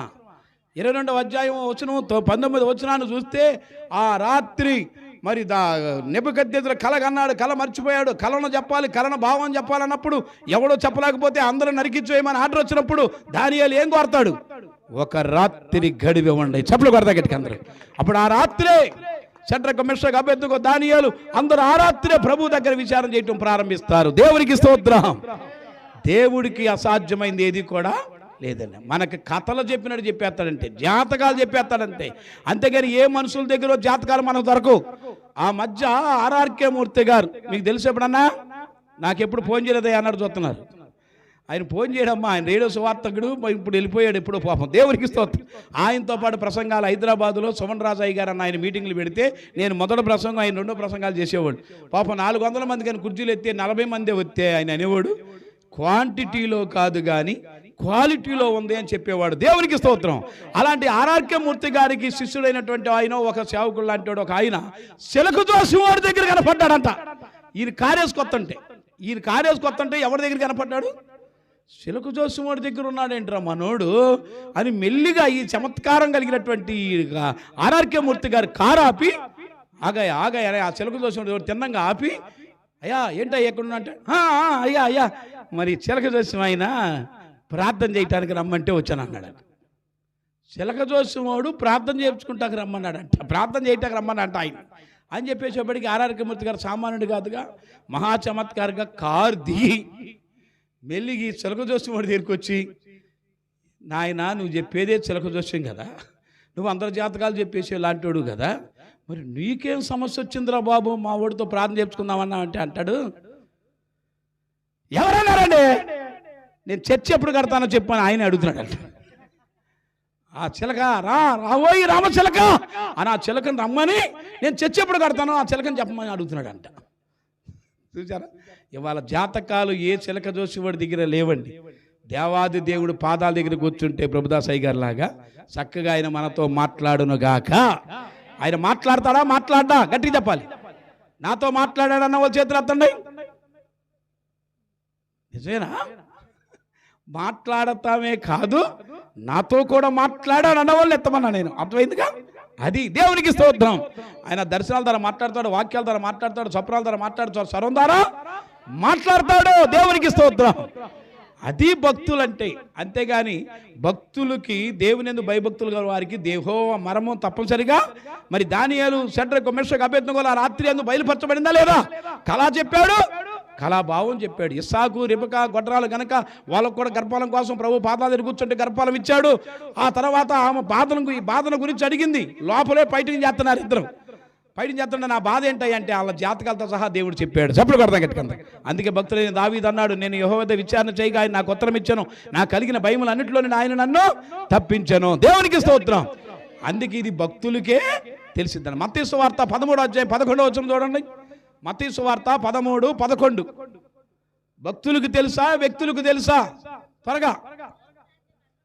పరలోక రాజ్య మర్మములు వెరుగుట మీకు అనుగ్రహించబడినది, కానీ వారికి అనుగ్రహం. మీరెవరో వారెవరో. అమ్మో, ఆ మాటకు అర్థం చెప్పేసేయండి. వారెవరో మీరెవరు. మీరు అంటే భక్తులు, వారు అంటే వ్యక్తులు. చప్పట్లు కొడతా గట్టిగా అందరూ. ఇప్పుడు భక్తులుగా ఉందామా, వ్యక్తులుగా ఉందామా? ఈరోజు పరిశీలన చేసిన వాళ్ళు వ్యక్తులా, భక్తులా? ఈరోజు ధారాళంగా అర్పించిన వారు వ్యక్తులా, భక్తులా? భక్తులు అంటారు కానీ వారిని వ్యక్తులు అని. దేవునికి స్తోత్రం. మరి వ్యక్తులుగా ఉందామా, భక్తులుగా ఉందామా? ఓ పిచ్చాయి గారు, ఈరోజు నలుగురే భక్తులుగా కనపడ్డారేమో నీకు. దైవ చిత్తం అయితే రేపు వేసవ కాలంలోనే మీటింగ్ చేస్తున్నాం, చూసుకో. మేము అందరం భక్తులు అయిపోతామని చెప్పండి. చెప్పలు పడతా గట్టిగా అందరం. వ్యక్తులు, భక్తులు. భక్తుల గురించి బైబిల్ చాలా చెప్పిందండి. 145వ కీర్తనలో 10వ వచనంలో ఏమని చెప్పిందో చూడండి. 145వ కీర్తన 10వ వచనంలో ఏమని చెప్పారు? యెహోవా నీ క్రియలని కృతజ్ఞతాస్తుతులు చెల్లించున్నవి. అమ్మో, వచ్చిందా? నీ భక్తులు. చప్పుడు కొడతా గట్టిగా అందరూ. అంటే భక్తులైన వారు ఎల్లప్పుడూ దేవుణ్ణి స్తుతిస్తూ ఉంటారా లేదా? అందుకే భక్తులు అన్నాడు, ఈ లోకమే ఒక డూపు, యేసు వైపు నీ చెయ్యి చాపు, యేసులోని యవనాన్ని తట్టి లేపు, దేవుని స్తుతించడంలో ఉండకూడదు గ్యాపు, సాతానుగాడు పగులుతుంది ఈపు. చప్పుడు కొడతా గట్టిగా. ఎవరికి పగులుతుంది ఈపు? మనం స్తుతిస్తే. మనం స్తుతించకపోతే మన ఈపు పగలు కొడతాడు. దేవునికి స్తోత్రం. కొంతమందికి తింటంలో ఉండదు గ్యాపు. ఆ మధ్య మాచర్ల అవతల ఆన్లైన్ పేరులో వాక్యం చెప్పడానికి వెళ్ళబోతున్నాడు. 10:30 అయిపోయింది టైం బస్సులోని. 12ంటికి వాక్యం చెప్పాలి. నేను వెళ్ళి 12ంటికి మొదలు పెడితే 3 దాకా వాక్యం చెప్పాలంట. ఇక నేను వెళ్ళబోయేటప్పుడు 10:30 అయిపోయిందని, ఆ మాచర్లు ఎక్కడ తెచ్చిందో ఇంకా రాలేదని ఒక తల్లిని అడక్కడక్క మొక్కజొన్న కండి, లడ్డు, బూందీ, మిఠాయి అన్ని చేతుల్లో 2 చేతుల్లో పెట్టుకొని తింటుంది మా అమ్మని 10:30 టైంలో. నేను అడక్కడక ఆమెను అడిగా, అమ్మా మాచర్లు ఇంకెంత దూరం ఉందమ్మంటే, చెప్పనన్నా చెప్పాలి, లేకపోతే నేను చెప్పలేనయ్యా అని అనాలి. ఈ చేతు మనం తింటానే ఖాళీ లేకుండా ఒక మొక్కజొన్న కండి నా చేతికి ఇచ్చేసింది. ఇచ్చేసి పట్టుకోమని నా చేతికి ఇచ్చేసి ఆ ఎదలున్నట్టు పిలిచి అంటుంది. ఆడికి అర్థం కాకుండా నోర్మై అన్నాడు ఆడు. ఆమెకి దేనిలో లేదు గ్యాపు, తింటంలో లేదు. కొంతమందికి తింటంలో ఉండదు, కొంతమంది నిద్రపోవటంలో ఉండదు, కానీ దేవుని స్తుతించడంలో గ్యాప్ ఉండకూడదు. చప్పట్లు కొడతాకి అందరూ దేవునికి స్తోత్రం. భక్తులైన వారు ఎల్లప్పుడూ దేవుణ్ణి స్తుతిస్తారు. 145 వచనంలో కొడుతుంటే భక్తులైతే ఎలా ఉంటారు? నీ భక్తులు నీ రాజ్య ప్రభావమును గురించి రోడ్ల మీద ఎవరన్నా వెళ్తా ఉంటే బట్టల వ్యాపారస్తులు వెళ్తున్నారు అనుకో, వాళ్ళు దేని గురించి మాట్లాడుకుంటూ వెళ్తారు? ఒరే ఏ ఊర్లో బట్టలు బాగుంటాయిరా అని బట్టల గురించి. టాపి మేత్రి వెళ్తున్నారు అనుకో, ఒరే మన ఎన్నిళ్ళు కూల్చేసావోరా, ఎన్నిళ్ళు బాగా కట్టావోరా అని చెప్పేసి టాపీ పని గురించి చెప్పుకుంటూ పోతారు. మరి ఒక భక్తులు కలిసి దేని గురించి చెప్పుకుంటూ వెళ్ళాలి? ఎల్లమ్మ గురించి పొల్లయ్య గురించా? కాదు, దేవుని రాజ్య ప్రభావమును గురించి చెప్పుకోవాలి. చప్పట్లు కొడతా గట్టిగా అందరూ. దైవజనుడు ఏర్పరచబడింది ఎందుకంటే దేవుని రాజ్య ప్రభావం గురించి ప్రకటిస్తున్నారు 20 ఏళ్ల నుంచి కూడా. ఇంకా వెనకపోతే రేపు ముందుంద ముసళ్ళ పండగ ఏమని వివరిస్తున్నారు? ఆయన ఒక పాటలో ఒక పాట పాడాడు, మీకు గుర్తుందో తెలీదు. రాజులకు రాజైన క్రీస్తు మరల వచ్చి రాజ్యమేలునో సోదరా, బ్రతుకంతా రాజ్యమేలునో సోదరి, వెనుక సింహాలైన చిరుతపులులైన గొర్రెలతో మేకలతో కలిసి గడ్డి మేయును, అందహీనులైన అందుమోగలైన ఆ రాజ్యము నందుండారు, సకలాగులైయుందురు వికలాగులే ఉండరు, పరిపాలనలో ఓ యేసయ్య రాజ్యములోన. హల్లెలూయా. ఎప్పుడన్నా చెప్పారమ్మా ఒక కామకన్నా రోడ్డు వెళ్తా బాప్తిజం పొంది ఇన్ని సంవత్సరాల నుంచి చర్చికి వెళ్తా అన్ని జనులకి, తోటోళ్ళకి, అనుజనులకి, యేసునంటే ఎరగని వాళ్ళకి ఆయన రాజ్యములో గొప్పతనం ఉంది, ఆయన రాజ్యములో శాంతి సుఖాలు ఉన్నాయి, ఆయన రాజ్యములో సంతోష ఆనందాలు ఉన్నాయి, ఆ రాజ్యములో ఏ వ్యాధులు ఉండవో, దుఃఖాలు ఉండవో, కన్నీరు ఉండదో అని చెప్పానన్న వాళ్ళు ఒక్కరు కుడి చేతి పైకి ఎత్తాలి. చెప్పారమ్మా? ఎంతమంది చెప్పావు? దేవునికి స్తోత్రం. మనందరూ అలా చెప్పేవారే భక్తులు అని ఉంటుంది. దేవునికి స్తోత్రం. మరి యోబు గ్రంథం 4:6 చూస్తే నీ భక్తి నీకు ధైర్యము పుట్టు. భక్తులు అన్నవారు ఎల్లప్పుడూ ధైర్యంగా ఉంటారు, కానీ పిరికోలుగా. ఈ రోజున కూటమి పెట్టాలన్నా, సభలు పెట్టాలన్నా ధైర్యం ప్రతి భక్తులకి ఉంటుందా? కారణం ధైర్యం లేకపోవటం. భక్తి నిజంగా ఏం తీసుకొచ్చిందంటే మనకి ధైర్యాన్ని ఈ రోజున ధైర్యాన్ని తీసుకొచ్చిన మీరందరూ మరొక సమయంలో ఈ యాసవి కాలంలోనే గొప్ప సభలకు కూడా ధైర్యము తీసుకొచ్చుందురుగాక. దేవునికి స్తోత్రం.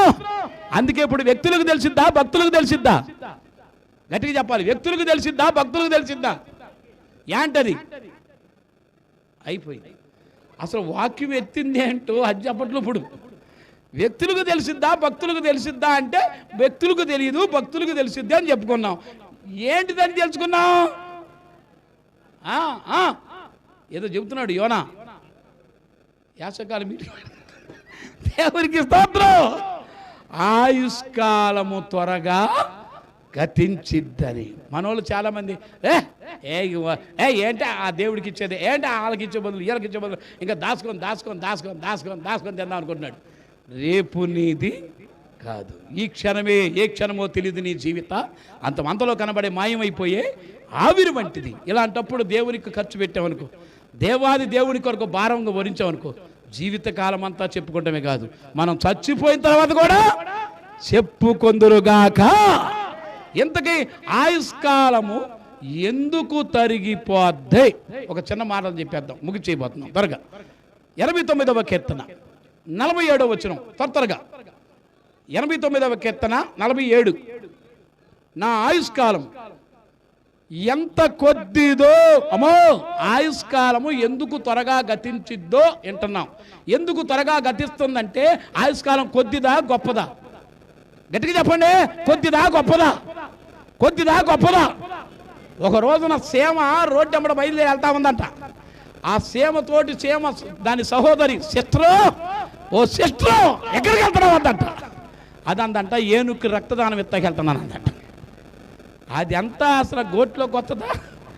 ఏనుగు కాలు కింద పడితే ఎందుకని పనికొస్తుందా? అది అంటే ఏనుక్కు రక్తదానం ఎత్తాకి వెళ్తుందంట. దీని ఆయువు ఎంత, ఇది ఎంత? అలాగే మనం కూడా చిన్నది మన ఆయువు కొద్దిదే గనక అది త్వరగా ఆ గతించిపోయే లోపే మనం దైవజనులకి సహకరించాలి, పరామర్శించాలి. ఎలాంటి ఖర్చు అంతా ఒకళ్ళం ఇద్దరం ముగ్గురమే కాదు, ఒక్కరమే భరించేటట్టుగా రావాలి ముందు రోజుల్లో. చప్పుడు పడతా గట్టిగా అందరూ. రెండోది ఎందుకు గతించిద్దో 103వ కీర్తన 15వ వచనంలో, 103వ కీర్తన 15వ వచనం, ఆయుష్కాలం ఎంతదో ఎలాంటిదో తెలుసుకోవాలిగా గతించేది. చాలు. ఇంకోటి ఎలాంటిదంట? ఆయువు గడ్డి లాంటిదంటండి. ఒకటేమో కొద్దిది గనక గతించిపోద్ది, గడ్డి లాంటిది గనక గతించిపోద్ది. ఏదో బతుకుతాను, చాలా కాలం బతుకుతానని ఎవరు పొరపాటు కూడా అనుకోవద్దమ్మా. ఒక ప్యాన్ కన్నా గ్యారంటీ ఉందా కానీ, ఇదిగో ఈ హరిశ్చంద్రపురం పెట్టిన ఆయన కన్నా గ్యారంటీ ఉందేమో కానీ మనకు మాత్రం గ్యారంటీ అసలు బయటకు వచ్చిన వాళ్ళు తిరిగి వెళ్తామో లేవో గ్యారంటీ లేని బతుకుతున్నాం. అందుకని కొద్దిది అని మొదట అన్నాడు. రెండోది పువ్వు లాంటిదే జీవితం రాలిపోతుంది, గడ్డి లాంటిది జీవితం వాడిపోతుంది. ఏ దినమల్దైనా ఏ క్షణమైనా వేస్తమా రాలిపోతుంది వేస్తమా. పువ్వు లాంటిది జీవితం రాలిపోతుంది. హల్లెలూయా. ఒకటి కొద్దిది గనక త్వరగా గతించిపోతుంది, రెండు గడ్డి లాంటిది గనక త్వరగా గతించిపోతుంది. 39వ కీర్తన 4వ వచనంలో ఉన్నాడు చూడండి. 39వ కీర్తన 4వ వచనంలో చెప్పకుండా చదవాలి. ఓ తెగ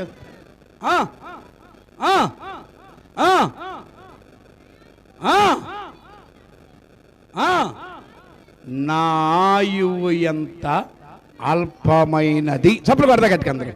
మొదటగా కొద్దిదే గనక త్వరగా గతించిపోతుంది, రెండోదిగా గడ్డి లాంటిది గనక త్వరగా గతించిపోతుంది, మూడోది అల్పమైనది గనక త్వరగా గతించిపోతుంది. చప్పుడు పడతా గట్టిగా అందరూ.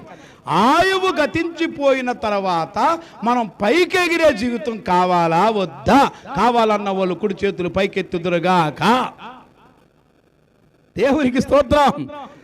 ఆయువు గతించిన తర్వాత పైకెగిరే జీవితం అనేది ఒకటి ఉందని తెలిసేది ఎవరికంటే అది నిజ దేవుడైన నజరేయుడైన యేసయ్యని ఎరిగిన వాళ్ళకే.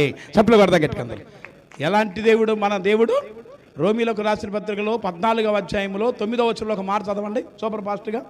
రోమా రాసిన పత్రిక 14:9. ఇంచేపా తీని తల్లే కొంతమంది తీస్తున్నారు, ఓ తెగ తీస్తున్నారు. తిమోతి రాసిన పత్రిక 30:12 వచ్చిన అన్న, ఓ తిరిగేస్తుంటే ఏమకేం దొరకలా పక్కన అని అంటుంది. పైగా ఒలే నీ బైబిల్ ఏమైనా ఉందేమే అంటుంది. 30వ అధ్యాయం 9వ వచనం అనగానే మూసేయాలి కదా. అంటే బైబిల్ నాలెడ్జ్ ఉంటే కానీ తక్కువని. చెప్పండి చదవండి.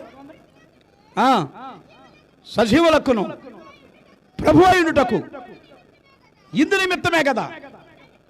అమ్మో అందరు చాలా జాగ్రత్తగా చెప్పండి ఈ మాట. క్రీస్తు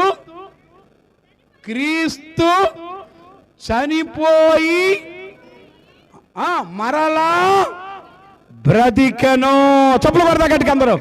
చనిపోయి మరలా బ్రతికిన ఆయన క్రీస్తు, లేకపోతే బ్రతికి చనిపోయిన ఆయన? బ్రతికి చనిపోయిన ఆయన, చనిపోయి లేచిన ఆయన, చనిపోయి బ్రతికిన ఆయన. చెప్పులు పడతా గట్టిగా అందరూ. ఈ మాట చెబుతుంటే నాకు ఒక మాట గుర్తొస్తుంది, చెప్పనా వద్దా? పూర్వకాలంలో ఢిల్లీలో ఒక మహానుభావుడు, అతనికి ఒక శిశువులు ఉండేవాళ్ళంట కొంతమంది. అతను యేసుక్రీస్తు చనిపోయి ఏ విధంగా తిరిగి లేచాడో నేను కూడా అలాగే లేస్తారా మూడో రోజు, మేము చచ్చిపోయినా కానీ నన్ను పాతేవాకండి రా అన్నారంట. చప్పుడు కొడతా కట్టుకుంటారు. ఆయన దగ్గర ఉన్నటువంటి బుల్లి సాధులు, బుడ్డి సాధులు, పిల్ల సాధులు సైన్యం ఉన్నారట. మొత్తానికి ఈయన చెప్పిన మాట గుర్తుంచుకొని ఒకరోజు టపా కట్టేశాడు. టపా కట్టేసిన తర్వాత వీళ్ళు మొదలు పెట్టారు నడు రోడ్డు సెంటర్లో పెట్టుకొని ఈయన శవాన్ని. ఎవరు పాతేయకుండా మొదలు పెట్టారు. ఎవరు మొదలు పెట్టారు తెలుసా? ఇక డ్రమ్ములు కొట్టేవాళ్ళు ఉంటే ఈ అమ్మాగుంటది ఇది. సాధులే లే సాధు, సాధులే లే సాధు, సాధులే లే సాధు. ఓ తెగబారుతున్నారు బుల్లి సాధులు, బొడ్డ సాధులు, పిల్ల సాధులు. ఎంత బాగా లెగల. రెండో రోజు వచ్చేసింది. రెండో రోజు వచ్చేసింది. కానీ మళ్ళీ పట్టు సాధులే లే సాధు, సాధులే లే సాధు, సాధులే. మళ్ళీ లెగల. మూడో రోజు వచ్చేసింది. మన గురువు గారు మూడో రోజులు లెగుతారన్నాడు కదా, ఇప్పుడు గట్టిగా పట్టను పట్టు. సాధులే లే సాధు సాధులే లే సాధు. ఆ లెగలేదు కదా, పోలీసులు వచ్చేసి ఒరే నాయన 3 రోజులు అయిందట చచ్చేసి అవ్వాయి కంపు కొట్టేస్తున్నాడు చుట్టుపక్కల. ఆడిని లేపుతారా మమ్మల్ని లేపమంటారా? దేవునికి స్తోత్రం. అది 3 రోజులైనా కానీ లెగల. ఆ పోలీసు వాళ్ళు వచ్చేసి తీసేసి లేపేసి పాతి పెట్టేశారు. ఇప్పటికి లెగల, ఇక ఎప్పటికీ లెగడు.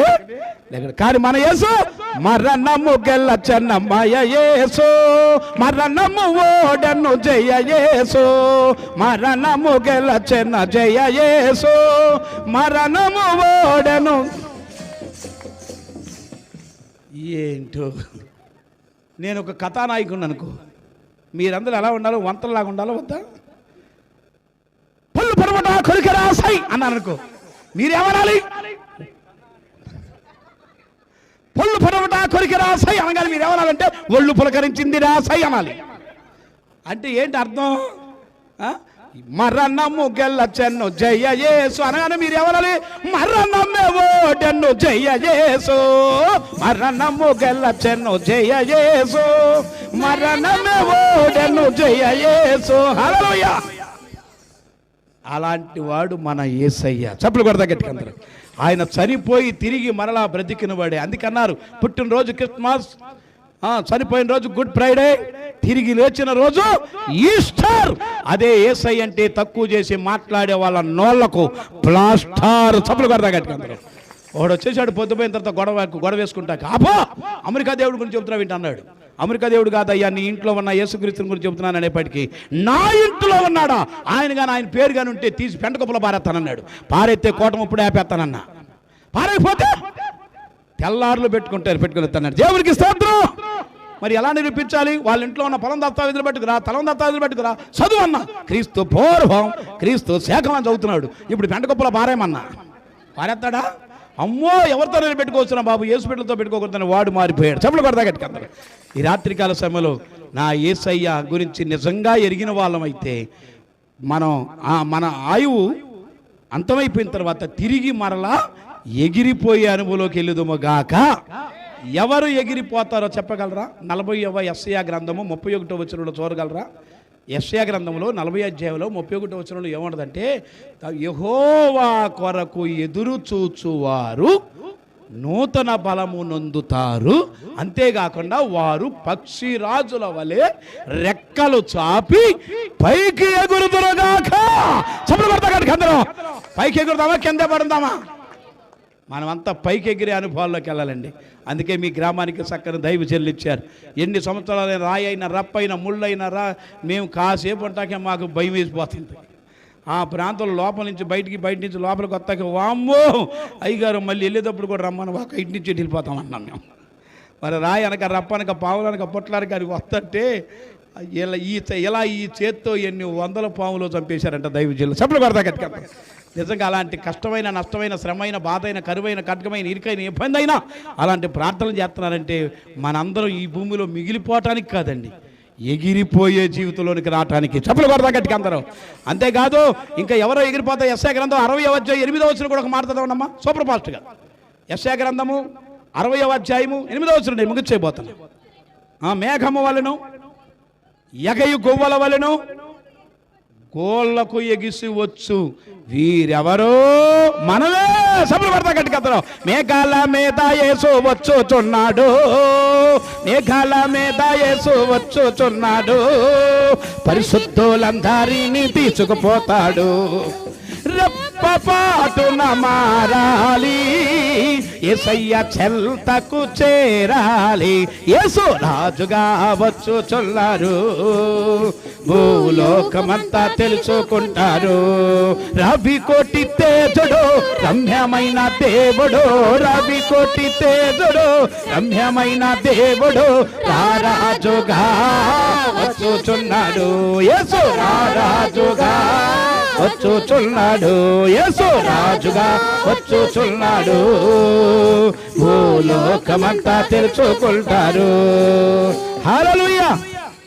55వ కీర్తన 6వ వచనం చదవండి ఒక మాట. 55వ కీర్తన 6వ వచనం సూపర్ ఫాస్ట్గా. 55వ కీర్తన 6వ వచనం కూడా ఇచ్చేపా. మహాగువ్వవలే నాకు రెక్కలు ఉండిన ఎడల. అబ్బా, ఎవరు ఈయన అనేది? అసలు ఆ వాక్యాన్ని మరొకసారి చదవమ్మా. అత్త అన్నాడా? ఆహా, సభలు కొడతా గట్టిగా. ఆ దావీదు అనే మాట ఏంటి అక్కడ? ఆహా, ఈ గువ్వల వలె నాకు రెక్కలు ఉండిన ఎడల నేను ఎగిరిపోయి. చప్పట్లు కొడదాం గట్టిగా అందరూ. అంటే ఎగిరిపోయిన వాళ్ళకి ఏముంటుందని అర్థం? నెమ్మది ఉంటుంది. చప్పట్లు కొడదాం గట్టిగా అందరూ. మరి మిగిలిన పోయిన వాళ్ళకి ఏముంటుంది? లూకాసు వార్త 16వ అధ్యాయం 25వ వచనంలో, లూకాసు వార్త 16వ అధ్యాయము 25వ వచనంలో ఎగిరిపోయే వాళ్ళకి నెమ్మది, మిగిలిపోయిన వారికి యాతన అంటాడు అక్కడ. చదవండి. అందుకు అబ్రహాం, కుమారుడా, నీ జీవితకాల బంధు నీకిష్టమైనట్టు సుఖం అనిపించావు, అలాగుననే లాజరు కష్టం అనిపించాడు. జ్ఞాపకం చేసుకో, ఇప్పుడైతే వాడు ఎగిరిపోయిన వాడు నెమ్మది పొందుచున్నాడు, నీవక్కడ యాత్ర పడు. చప్పుడు పడతా గట్టిగా అందరూ. అంటే ఈ రాత్రికాల సమయంలో ఈ ప్రసంగం, ఈ మాటలు విన్న ప్రతి ఒక్కరూ ఆలకించాలి. ఎగిరిపోయే అనుభవం ఉంటే నెమ్మది, మిగిలిపోయే అనుభవంలోనే ఉన్నావా యాతన. యాతన అగ్ని ఆరదు, పురుగు సాధ. అందుకే భక్తులు అన్నాడు, సాతానుడు ఒక కేడి చూపిస్తాడు, నీకు పాపపు చీడి నీతో తాగిస్తాడు, బీడి నువ్వు పాతాలకు వెళ్ళవు, రూడి అక్కడ ఉంటుంది భయంకరమైన వేడి, ఎంత కేకలేసిన ఎరడు నీ పరలోకపు డాడీ. చప్పుడు పడతా గట్టిగా. ఎంతగా మోసే చేసిన ప్రార్థన ఏంటి? నా ఆయుష్కాలము త్వరగా గతించిపోతుంది, మేము పైకి ఎగిరి పోదుము. ఆయన ప్రార్థన ఫలించిందా లేదా? 34:5 ద్వితీయోపదేశ కాండము 34:5లో, మత్తయి సువార్తలో 17:3లో చూస్తే ద్వితీయోపదేశ కాండం 34:5లో ఆయుష్కాలం ముగించిపోయినట్టుంది. మోసే యెహోవా సేవకుడైన మోసే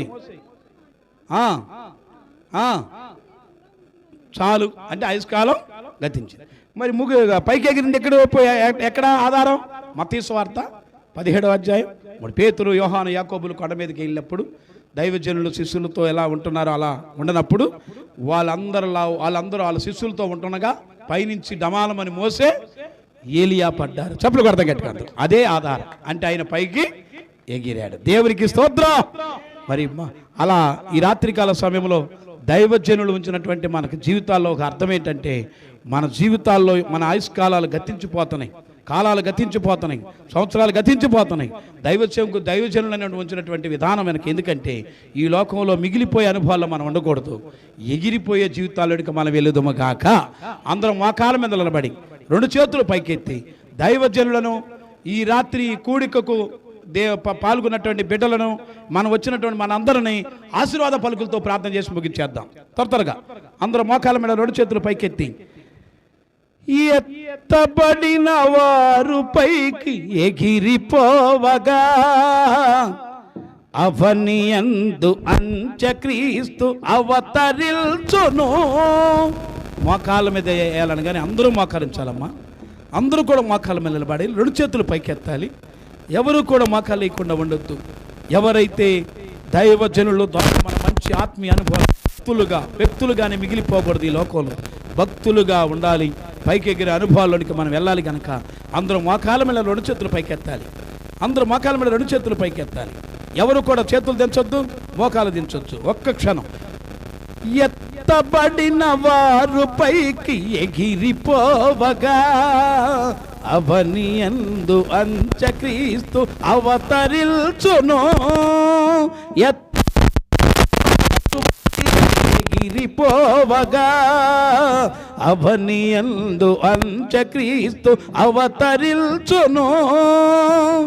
నమ్మని వారికి నానా కష్టములు, నమ్మని వారికి నానా కష్టములు దాపారిల్చునులా నెమ్మదుండదు.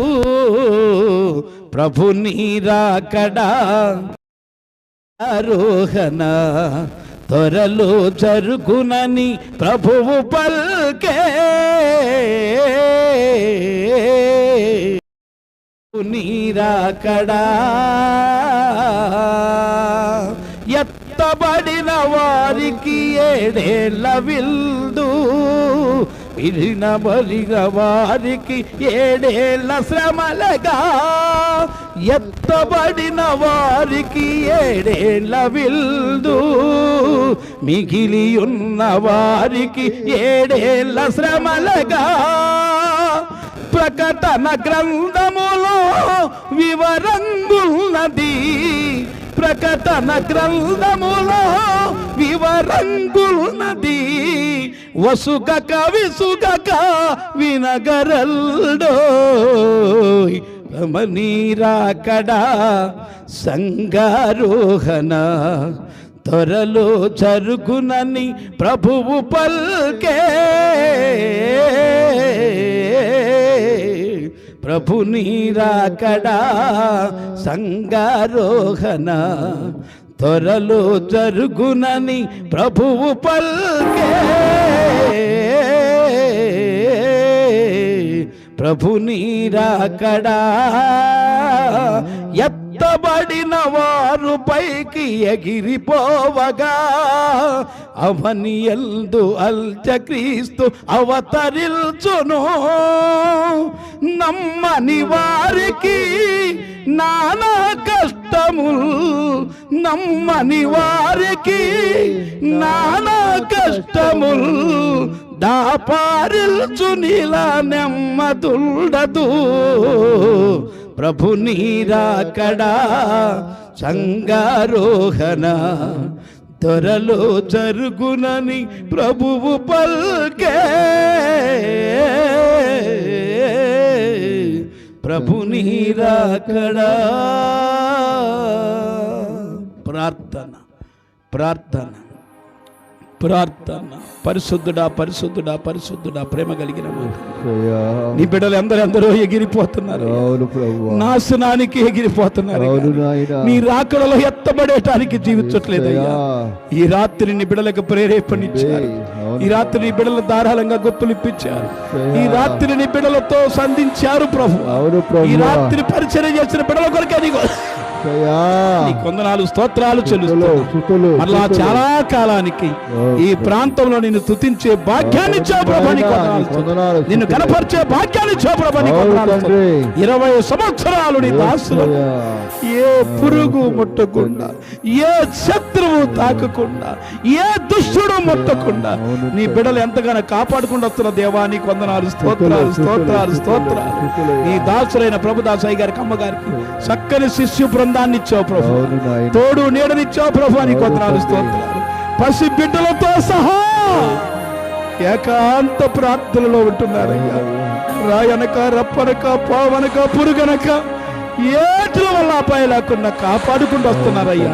నీకు వందనాలు, స్తోత్రాలు స్తోత్రాలు స్తోత్రాలు. ఈ సంగతిని గురించి ప్రభువా మీరే ప్రతి ఒక్కరిని స్పందింపచేసి, ప్రతి ఒక్కరిని ఆలోచింపచేసి, ప్రతి ఒక్కరిని ప్రేరేపింపచేసి నీ బిడ్డలైన కొంతమందితో ప్రభువా ఏర్పాటు చేసి నీ కూడి కొరకై నీకు వందనాలు, స్తోత్రాలు స్తోత్రాలు స్తోత్రాలు. ఏమిచ్చినా నీ రుణము తీర్చుకోలేము. గొప్ప దేవుడా, ఉన్నవాడా, సర్వోన్నతుడా, అంతకంతకు ఈ స్థలం ఈ క్షరం నుంచి నాయన నీ దాసులను నీ బిడ్డలను అభివృద్ధి పరుస్తున్న ప్రభువా, అంతకంతకు నీ దాసులను వర్ధలింపచేయండి అయ్యా. ఈ క్షణం నుంచి అంతకంతకు గొప్పవాడిగా చేయండి అయ్యా. ఈ క్షణం నుంచి అంతకంతకు ప్రబలింప చేయండి ప్రభువా. ఈ క్షణం నుంచి అంతకంతకు తేజరిల్లినట్లుగా చేయండి ప్రభువా. అంతకంతకు వర్ధిల్లినట్లుగా చేయండి అయ్యా. అంతకంతకు అభివృద్ధి పొందినట్టుగా చేయండి అయ్యా. అంతకంతకు బలం పొందినట్టుగా చేయండి ప్రభువా. నీ బిడ్డలకు ఏ మేలు కొరతలాడు కొద్దులేకుండా చేయమని ఈ రాత్రి చిన్న వర్తమానం వినిన సంగతులు విడిచిపెట్టి కొట్టుకొని పోకున్నట్లు వాటి మనిషి జాతి కలిగిన వారిగా చేయమని ప్రభుదాసాయి గారు అభిషేకించిన రోజు కోటం నా హృదయాన్ని కదిలించిందని, నా మనసును మార్చిందని నీ దాసులైన ప్రభుదాసాయి గారి దగ్గర కొన్ని ఆత్మలైనా నడిపించయ్యా. రక్షణ పొందినట్లుగా చేయండి అయ్యా. ఇంకా ఎప్పుడో రాకడుందని ఆలస్యం చేస్తున్నాను అయ్యో. పైకి ఎగిరే అనుభవం ఉందని తెలుసుకోలేకపోతున్నాను. ఇది వ్యక్తులుగా ఉన్నాను కానీ భక్తులుగా లేను. ఈ క్షణం నుంచి నన్ను భక్తులుగా చేయయ్యా. నేను కూడా పైకి ఎగిరే అనుభవాలు నడిచే జీవితాలు మాకు దయచేయండి అయ్యా. రేపు చనిపోతే మా జీవితం ఏంటో ఎవరికి అర్థం కావట్లేదు అయ్యా. అందుకే భక్తులు అన్నాడు, నీ జీవితంలో ఎందుకు ఎతుకు, సొంత తలంపులే పాపపు గతుకు ప్రాముఖ్యం కాదు, మీరు తినే మెతుకు, సత్యం తర్వాత ఉన్నది అసలైన బ్రతుకు, అందుకే ఇప్పుడు యేసును వెతుకన్నావా అయ్యా. నిజమే ప్రభువా, నీ బిడ్డలందరూ కూడా గ్రహించి ఈ రాత్రి నీ దాసులు అభిషేకించిన సందర్భంగా ఇచ్చినటువంటి వర్తమానం కొరకే నీ కొందాలు స్తోత్రాలు. ఈ మైకని ఎంత ద్వారా వింటున్నా కొన్ని హృదయాలు కదిలించి నీ దాసులతో నడిపించి గొప్ప కార్యాలు చేయమని, ఇదే ప్రకారం ఇంకా గ్రామస్తులందరినీ, అధికారులందరినీ, సామాన్యులను, సామంతులను, ధనవంతులు ప్రతి ఒక్కరిని కదిలించి ఈ కూడిక లాంటి ఇంకా గొప్ప కూడికలు, గొప్ప సభలు పెట్టుకుంటానికి కూడా అవకాశం దయచేయండి. నేను ఎన్నో ప్రాంతాలు, ప్రదేశాలు, రాష్ట్రాలు, జిల్లాలు, మండలాలు, గ్రామాలు వెళ్తున్నానయ్యా.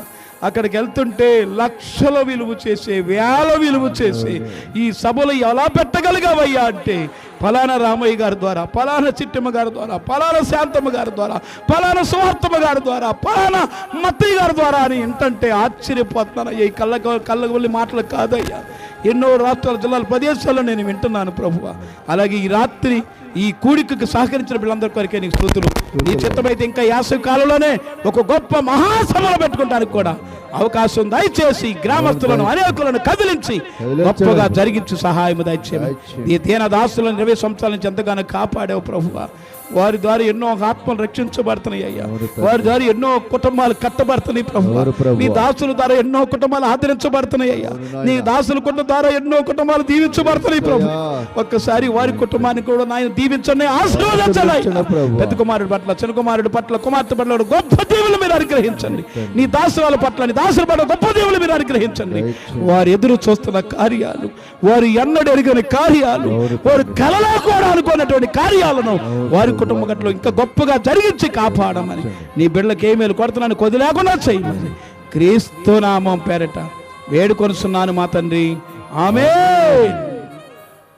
తండ్రి యొక్క దయ, కుమారుని యొక్క ప్రేమ, నిత్య సహవాసం ఇప్పుడునో ఎల్లప్పుడూ సదాకాలం ఈ లోకమంతరికి మనకు చల్లగా పరిశుద్ధులకు కూడిన అందరికీ, మరి ముఖ్యంగా ఈ కోట వేరుపడిన దాసులు, కుటుంబ రక్షందులకు, బంధువులకు, స్నేహితులకు, ఆత్మీయులు, గిరిగిపోరవారు ప్రతి ఒక్కరికి, దీనిలో పరిచయం చేసిన బిడ్డలకు, ధారాళం గొప్పల బిడ్డలకు, అయా ప్రతి సహకరించిన బిడ్డలకు, ఈ మైకని ఎంత ధర బిడ్డలకి, రామ్ పెద్దలకు, అధికారులకు, ప్రతి ఒక్కరికి, నీ దాసులకు వారితో ఏకాంత ప్రదేశంలో ఉన్న పసి బిడ్డలతో సహా వారికి, మాకును, ప్రతి ఒక్కరికి తోడయ్యుండును గాక. ఆమేన్. యేసు రక్తమే జయం, సిలువ రక్తమే జయం, యేసయ్య నామమునకు సంపూర్ణ విజయం కలుగును గాక. ఆమేన్, ఆమేన్, ఆమేన్. అందరికీ వందనాలు.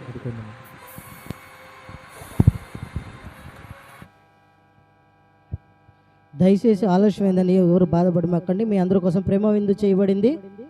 అందరూ దయచేసి